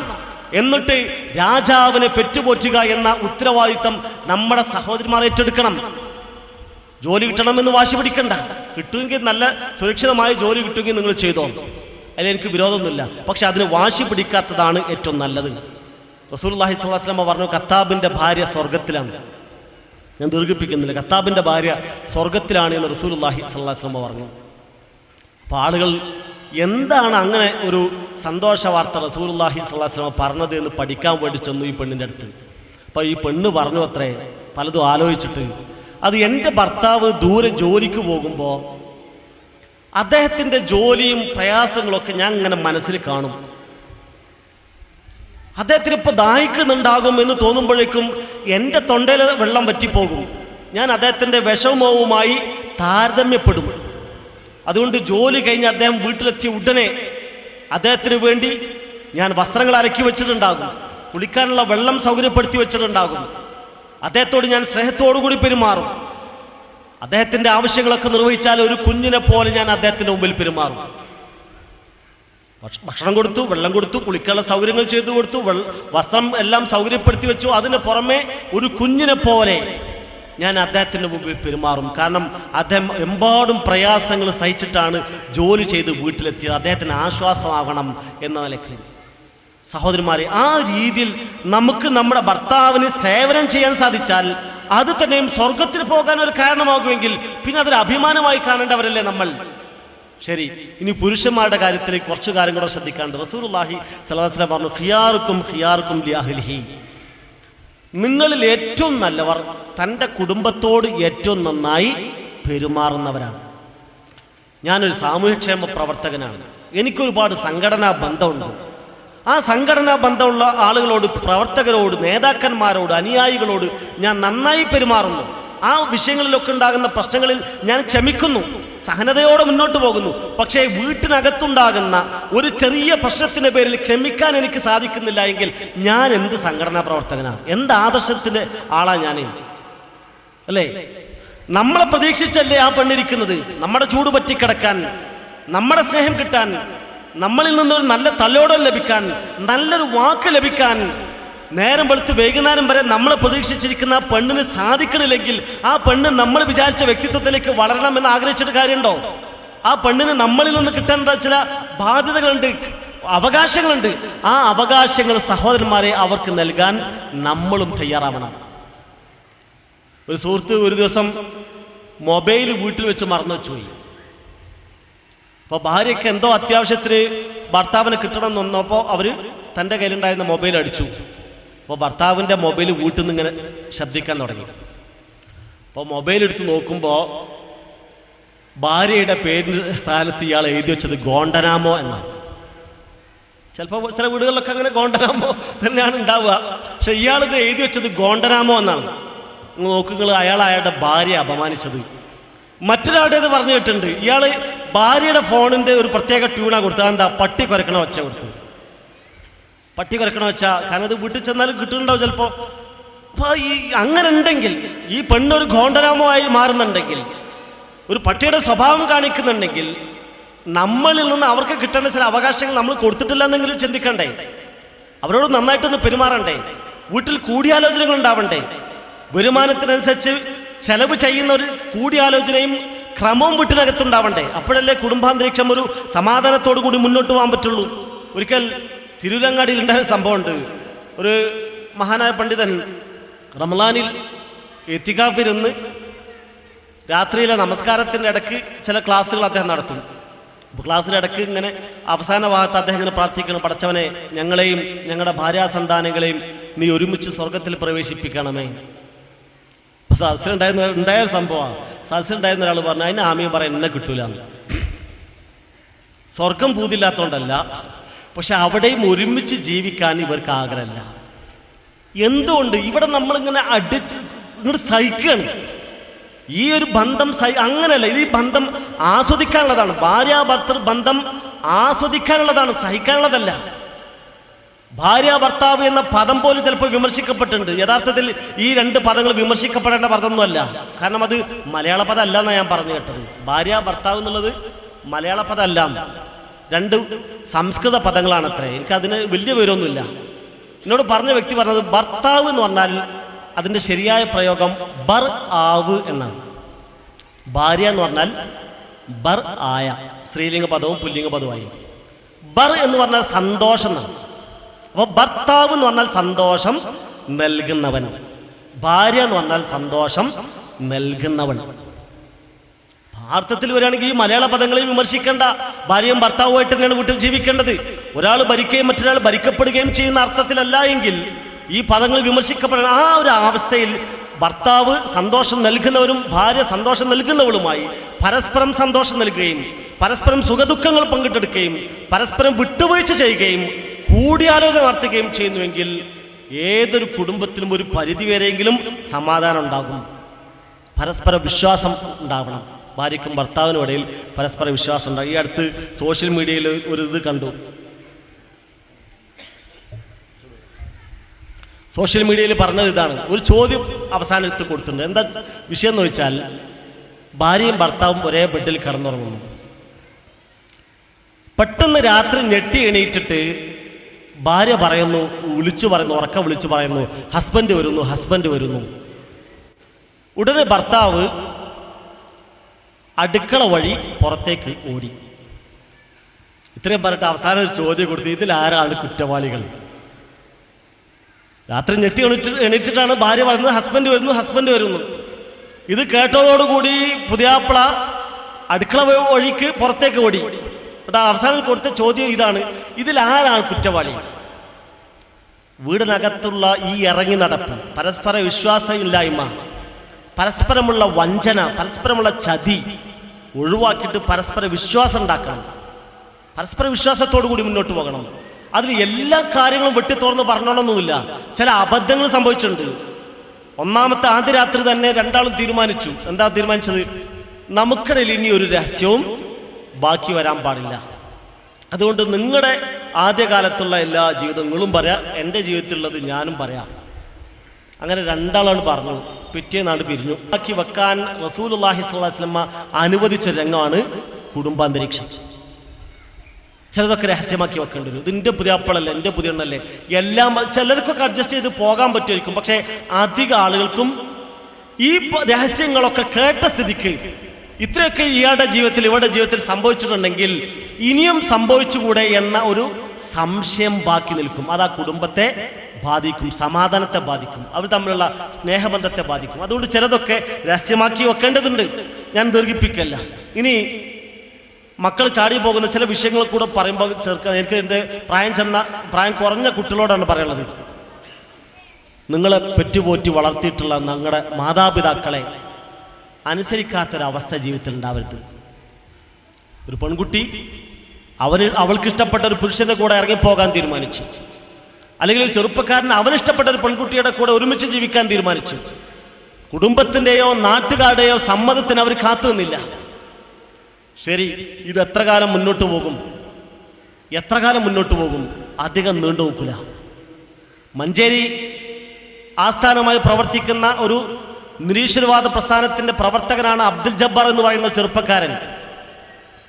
അവൻ നിരീശ്വരവാദിയാണ്. മഞ്ചേരി യൂണിറ്റി കോളേജിലെ ഒരു പെൺകുട്ടിയുമായി, ഒരു മുസ്ലിം പെൺകുട്ടിയുമായി അവൻ സ്നേഹബന്ധത്തിലാവുകയും അവസാനം അവർ ഒരുമിച്ച് ജീവിക്കാൻ തീരുമാനിക്കുകയും ചെയ്തു. പെൺകുട്ടിയുടെ വീട്ടുകാർ സമ്മതിച്ചില്ല. അവസാനം കോടതിയിൽ കേസെത്തി. കോടതിയുടെ മുമ്പിൽ വെച്ച് അത്രയും കാലം തന്നെ പെറ്റുപോറ്റി വളർത്തിയ മാതാപിതാക്കളെ കണ്ണീര് കുടിപ്പിച്ചുകൊണ്ട് ഈ പെൺകുട്ടി അബ്ദുൽ ജബ്ബാർ എന്ന് പറയുന്ന നിരീശ്വരവാദിയുടെ അമുസ്ലിമിന്റെ കൂടെ ഇറങ്ങിപ്പോയി. പക്ഷെ ആ ജീവിതം അധിക കാലം നീണ്ടുന്നില്ല. അവർ തമ്മിൽ പിരിഞ്ഞു. എല്ലാ ചാടിപ്പോക്കിന്റെയും എല്ലാ വേലിച്ചാട്ടത്തിന്റെയും പരിണിത ഫലം അതാണ്. കാരണം ആരും നിങ്ങളെ ആശീർവദിക്കാനുണ്ടാവില്ല. അതേസമയത്ത് കുടുംബത്തിന്റെയും നാട്ടുകാരുടെയും ഒക്കെ സമ്മതത്തോടു കൂടി ഒരു വിവാഹം നടക്കുമ്പോൾ നിക്കാഹിന്റെ പന്തൽ വെച്ച് കേൾക്കുന്ന ഒരു പ്രാർത്ഥനയില്ലേ, ബാറക്കല്ലാഹു ലക്കുമാ വ ബാറക അലൈക്കുമാ വ ജമാ ബൈനക്കുമാ ഫി ഖൈർ, നിങ്ങൾക്ക് അല്ലാഹു എല്ലാവിധത്തിലുള്ള അനുഗ്രഹം നൽകട്ടെ എന്ന മംഗളാശംസകൾ, ആശീർവാദത്തിന്റെ വാക്കുകൾ നിങ്ങൾക്ക് കിട്ടൂല, പ്രാർത്ഥന കിട്ടൂല. അതുകൊണ്ട് നമ്മൾക്ക് അനുയോജ്യനായ ഒരു ഭർത്താവിനെ കിട്ടിയാൽ കുടുംബത്തിന്റെ, മാതാപിതാക്കളുടെ, നാട്ടുകാരുടെ അനുമതിയോടുകൂടി, ആശീർവാദത്തോടുകൂടി ഒരു കുടുംബജീവിതം നമ്മൾ നയിക്കുന്നുവെങ്കിൽ അതിന് കുറേയൊക്കെ നിലനിൽപ്പുണ്ടാവും. എന്നാലും പ്രശ്നങ്ങളുണ്ടാവും. പക്ഷെ നേരത്തെ പറഞ്ഞ കാര്യങ്ങളൊക്കെ ശ്രദ്ധിച്ചാൽ ഒരു അളവ് വരെ നമുക്ക് മാറ്റങ്ങൾ ഉണ്ടാക്കാൻ സാധിക്കും. സൗന്ദര്യമല്ല അവിടെ പ്രശ്നം. വിശുദ്ധ ഖുർആൻ വളരെ കൃത്യമായി പറഞ്ഞു, ഒരു ബഹുദൈവ വിശ്വാസിയെ ഒരു ചെറുപ്പക്കാരിക്ക്, ഒരു മുസ്ലിം ചെറുപ്പക്കാരിക്ക് അതിനേക്കാളും നല്ലത് ഒരു അടിമ ചെറുപ്പക്കാരൻ, ഒരു മുസ്ലിമായ അടിമ ചെറുപ്പക്കാരുണ്ടെങ്കിൽ അവന്റെ കൂടെ ജീവിത ചിട്ടകളിൽ നിന്ന്, വിശ്വാസത്തിൽ നിന്ന് അവൻ പുറത്താണ്, അല്ലേ? മനുഷ്യന്റെ ശുദ്ധ പ്രകൃതിയെ താലോലിക്കുന്ന, ഈ ശുദ്ധ പ്രകൃതിക്ക് അനുയോജ്യമായ ഒരു ശുദ്ധമതം മനുഷ്യർക്ക് വേണ്ടി നൽകിയിട്ടുള്ള അള്ളാഹുൽ അവിശ്വസിക്കുന്നിടത്തോളം കാലം ആ മുശ്രിക്കായ ബഹുദൈവ വിശ്വാസിയായ മനുഷ്യൻ നജസ് തന്നെയാണ്. അവന്റെ കൂടെ ഒരുമിച്ച് ജീവിക്കാൻ പറ്റില്ല. അത് വളരെ കണിശമായ ഒരു നിർദ്ദേശമാണ് ഇസ്ലാമിൻ്റെത്. ഞാൻ ഒരു ചരിത്രത്തിൽ നിന്ന് ഒരു കുടുംബത്തിന്റെ അല്പം ഭാഗങ്ങൾ പറഞ്ഞുകൊണ്ട് അവസാനിപ്പിക്കാം. ഉമ്മു സുലൈം റളിയല്ലാഹു അൻഹ നബി സല്ലല്ലാഹു അലൈഹി വസല്ലമയുടെ കുടുംബ ബന്ധുകൂടെയാണ്. നബിയുടെ ഉമ്മയുടെ വംശം നജ്ജാർ വംശമായിരുന്നു. ആ വംശത്തിൽ തന്നെയാണ് ഉമ്മു സുലൈം എന്ന് പറയുന്ന മദീനക്കാരിയായ ഈ പെണ്ണ്. നബി സല്ലല്ലാഹു അലൈഹി വസല്ലം മദീനത്തെത്തി എന്ന വിവരം അറിഞ്ഞപ്പോൾ അവർ മകൻ, അധികം പ്രായമായിട്ടില്ലാത്ത തൻ്റെ മകൻ അനസ് ഇബ്നു നദറിനെ റസൂലുള്ളാഹി സ്വല്ലല്ലാഹു അലൈഹി വസല്ലമയുടെ അടുക്കലേക്ക് പറഞ്ഞയച്ചു. മകൻ റസൂലുള്ളാഹിയുടെ സദസ്സിൽ ചെന്ന് കാര്യങ്ങളൊക്കെ കണ്ടു പഠിച്ചു. നേരെ ഉമ്മയുടെ അടുക്കൽ ചെന്നിട്ട് വിസ്തരിച്ച് പറഞ്ഞു കൊടുത്തു. ഉമ്മക്കത് കേട്ടപ്പോൾ ഇരിക്കപ്പൊറുതി ഇല്ലാതെയായി. ഉടനെ ചെന്ന് ഇസ്ലാം സ്വീകരിക്കണമെന്നതാണ് അവരുടെ താല്പര്യം. പക്ഷേ തൻ്റെ ഭർത്താവ് വരട്ടെ, അദ്ദേഹവുമായി കൂടിയാലോചിച്ച് അദ്ദേഹത്തിനും ഇഷ്ടമാണെങ്കിൽ ഒരുമിച്ച് ഇസ്ലാം സ്വീകരിക്കാലോ, പിന്നെയും ഭാര്യ ഭർത്താക്കന്മാരായി ഒരുമിച്ച് ജീവിക്കാലോ എന്ന് ആഗ്രഹിച്ചുകൊണ്ട് രാത്രി ഭർത്താവ് വരുന്നത് വരെ ഉമ്മു സുലൈം കാത്തിരുന്നു. ഭർത്താവിൻ്റെ മുമ്പിൽ ഈ വിഷയം അവതരിപ്പിച്ചു. പക്ഷേ അദ്ദേഹത്തിൽ നിന്ന് അനുകൂലമായ ഒരു മറുപടിയും കിട്ടിയില്ല. അടുത്ത ദിവസം കാത്തിരിക്കാനാണ് ആദ്യം അവർ ആലോചിച്ചത്. പക്ഷേ ഇരിക്കപ്പൊറുതിയില്ലാതെ ഉമ്മു സുലൈം റളിയല്ലാഹു അൻഹ ഈ സന്ദേശം കേട്ട് അതിൽ ആകൃഷ്ടയായി റസൂലുള്ളാഹി സ്വല്ലല്ലാഹു അലൈഹി വസല്ലമയുടെ സദസ്സിൽ ചെന്ന് ഇസ്ലാം സ്വീകരിച്ചു.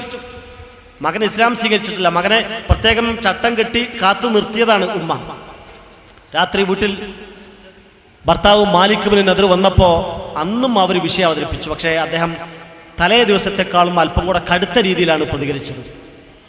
പക്ഷെ ഉമ്മു സുലൈം പറഞ്ഞു, എങ്കിൽ ഞാൻ നിങ്ങൾക്ക് വേണ്ടി ഇനി കാത്തിരിക്കാൻ തയ്യാറല്ല, ഞാൻ ഇസ്ലാം സ്വീകരിച്ചിട്ടുണ്ട്. കൂടുതൽ കോപാന്തരായ അദ്ദേഹത്തിന് മുമ്പിൽ വെച്ച് മകൻ അനസ് ഇബ്നു മാലിക്കിനോട് അവർ പറഞ്ഞു, മോനെ നീയും ഷഹാദത്ത് കലിമ ഉച്ചരിക്കണം. അങ്ങനെ ഉമ്മ നേരത്തെ തന്നെ പറഞ്ഞ് ധരിപ്പിച്ചു വെച്ചതിന്റെ അടിസ്ഥാനത്തിൽ മകൻ അനസ് ഇബ്നു മാലിക് റളിയല്ലാഹു അൻഹുവും അഷ്ഹദു അല്ലാ ഇലാഹ ഇല്ലല്ലാഹ് വ അഷ്ഹദു അന്ന മുഹമ്മദ് റസൂലുള്ളാഹി എന്ന് ഉച്ചരിച്ചുകൊണ്ട് ഇസ്ലാം സ്വീകരിച്ചു.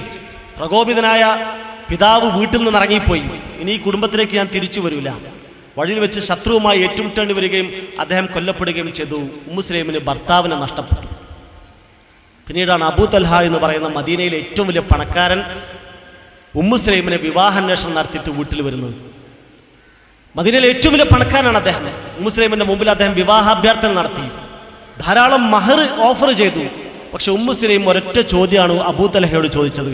അല്ലയോ അബൂ തൽഹ, നിങ്ങൾ ആരാധിക്കുന്നത് വിഗ്രഹങ്ങളെയല്ലേ?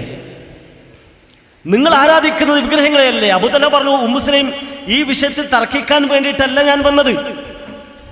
നിനക്കെന്നെ അറിയില്ലേ, മദീനയിലെ ഏറ്റവും വലിയ പണക്കാരനാണ് ഞാൻ നിനക്ക് തരാമെന്ന് പറഞ്ഞ മഹർ പോരാത്തത് കൊണ്ടാണെങ്കിൽ ഇനിയും വർദ്ധിപ്പിക്കാൻ ഞാൻ തയ്യാറാണ്. ജാഹിലിയ കാലഘട്ടത്തിൽ പോലും, ഇസ്ലാം വന്നെങ്കിലും ഇവർ ജാഹിലിയത്തിൽ തന്നെയാണല്ലോ ഉള്ളത്. അബൂ തൽഹ, ആ ജാഹിലിയത്തിൽ പോലും നമ്മുടെ ഇന്നത്തെ ഈ സ്ത്രീധന സമ്പ്രദായം എല്ലാന്നും കൂടെ നിങ്ങൾ ആ സന്ദർഭത്തിൽ കൂട്ടി വായിക്കണം. മുസ്ലിം സമ്മതിച്ചില്ല. അവർ വീണ്ടും ചോദിച്ചു, അബൂ തൽഹ, നീഗ്രോ അടിമ വെച്ചുപിടിപ്പിക്കുകയും ആശാരി മുറിച്ചെടുക്കുകയും അയാളുടെ വാളും ഉളിയും ഉപയോഗിച്ച് ചെത്തിമിനിക്കുണ്ടാക്കുകയും ചെയ്തിട്ടുള്ള വിഗ്രഹങ്ങളെയല്ലേ നിങ്ങൾ ആരാധിക്കുന്നത്? അപ്പോഴും അബൂ തൽഹ പറഞ്ഞു, ഈ വിഷയത്തിൽ തർക്കിക്കാൻ ഞാനില്ല. അതിൽ സംവാദം നടത്താനല്ല ഞാൻ വന്നത്, നിന്നെ വിവാഹം അന്വേഷിക്കാനാണ് ഞാൻ വന്നത്. ഞാൻ പറഞ്ഞ സമ്പത്ത് മതിയായിട്ടില്ല എങ്കിൽ കൂടുതൽ പൊന്നും വെള്ളിയും സമ്പത്തും തരാൻ ഞാൻ തയ്യാറാണ്. വീണ്ടും ഉമ്മു സുലൈം ചോദ്യം ആവർത്തിച്ചു, തീയിലിട്ടാൽ കരിഞ്ഞു പോകുന്ന വിഗ്രഹങ്ങളെയല്ലേ അബൂ തൽഹ നിങ്ങൾ ആരാധിക്കുന്നത്? ഓഫറുകളുടെ മുമ്പിൽ വീണു പോയില്ല ഉമ്മു സുലൈം.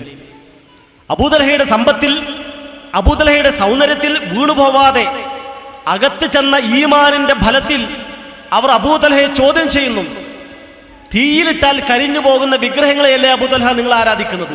ഈ ചോദ്യം അബൂ തൽഹയുടെ ചിന്തയെ ഉണർത്തി. അദ്ദേഹം ആലോചിച്ചു. അദ്ദേഹത്തിന് കുറ്റബോധം ഉണ്ടായി. റസൂലുള്ളാഹി സ്വല്ലല്ലാഹു അലൈഹി വസല്ലമയുടെ സദസ്സിൽ ചെന്ന് അദ്ദേഹം ഇസ്ലാം സ്വീകരിച്ചു. വീണ്ടും ഉമ്മു സുലൈമിന്റെ വീട്ടിലേക്ക് വന്ന് വിവാഹാഭ്യർത്ഥന നടത്തി. മുസ്ലിം റളിയല്ലാഹു അൻഹയുടെ വീട്ടിൽ വന്ന് അദ്ദേഹം വിവാഹാഭ്യർത്ഥന ആവർത്തിച്ചു. മഹർ വീണ്ടും വർദ്ധിപ്പിച്ചു. മുസ്ലിം പറഞ്ഞു, നിങ്ങളുടെ സമ്പത്ത് എനിക്ക് വേണ്ട, നിങ്ങൾ ഇസ്ലാം സ്വീകരിച്ചു എന്ന് മാത്രം മഹറായി സ്വീകരിച്ചുകൊണ്ട് നിങ്ങളെ വിവാഹം ചെയ്യാൻ ഞാൻ തയ്യാറാണ്. അദ്ദേഹം ഇസ്ലാം സ്വീകരിച്ചു എന്നത് മാത്രം മഹറായി സ്വീകരിച്ചുകൊണ്ട് സലീം വിവാഹത്തിന് സമ്മതം കൊടുത്തു. 10 വയസ്സുള്ള മകൻ അനസ് ഇബ്നു മാലിക് സാക്ഷിയായി റസൂലുള്ളാഹി സ്വല്ലല്ലാഹു അലൈഹി വസല്ലമയുടെ സന്നിധിയിൽ വിവാഹം നടന്നു. ഒരു തരത്തിലുള്ള ആർഭാടവും ആ കല്യാണത്തിൽ ഉണ്ടായില്ല. പടക്കം പൊട്ടിക്കലുണ്ടായില്ല. ഇപ്പം നമ്മുടെയൊക്കെ നാട്ടിൽ നിങ്ങൾ ആലോചിച്ച് നോക്കൂ, ഒരു ചെറുപ്പക്കാരൻ്റെ വിവാഹം എന്ന് കേൾക്കുമ്പോഴേക്ക് നമുക്ക് പേടിയാണ്. കാരണം ഇവൻ്റെ കൂടെയുള്ള കൂട്ടുകാർ എന്ത് തരത്തിലുള്ള ആൾക്കാരെന്നറിയില്ല. പല വിവാഹങ്ങളിലും ഇവൻ പോയിട്ട് ശല്യം ചെയ്തിട്ടുണ്ടാവും. പടക്കം പൊട്ടിച്ചും മണിയറ കയറി അവിടെ അലങ്കോലപ്പെടുത്തിയും അലാറത്തിൻ്റെ ക്ലോക്ക് ഇവർക്ക് കിട്ടാത്തടുത്ത് എവിടെയെങ്കിലുമൊക്കെ കയറ്റി വെച്ചിട്ട് 4-5 അലാറം ഒരുമിച്ചടിക്കും.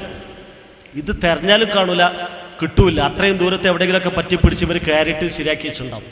അപ്പം മറ്റുള്ളവരെ ശല്യം ചെയ്താൽ മറ്റുള്ളവരുടെ വിവാഹത്തിന് പടക്കം പൊട്ടിച്ച ഈ ചെറുപ്പക്കാരൻ്റെ വിവാഹം ആലോചിക്കുമ്പോഴേക്കും മാതാപിതാക്കൾക്കും പേടിയാണ്, വീട്ടുകാർക്കും നാട്ടുകാർക്കൊക്കെ പേടിയാണ്.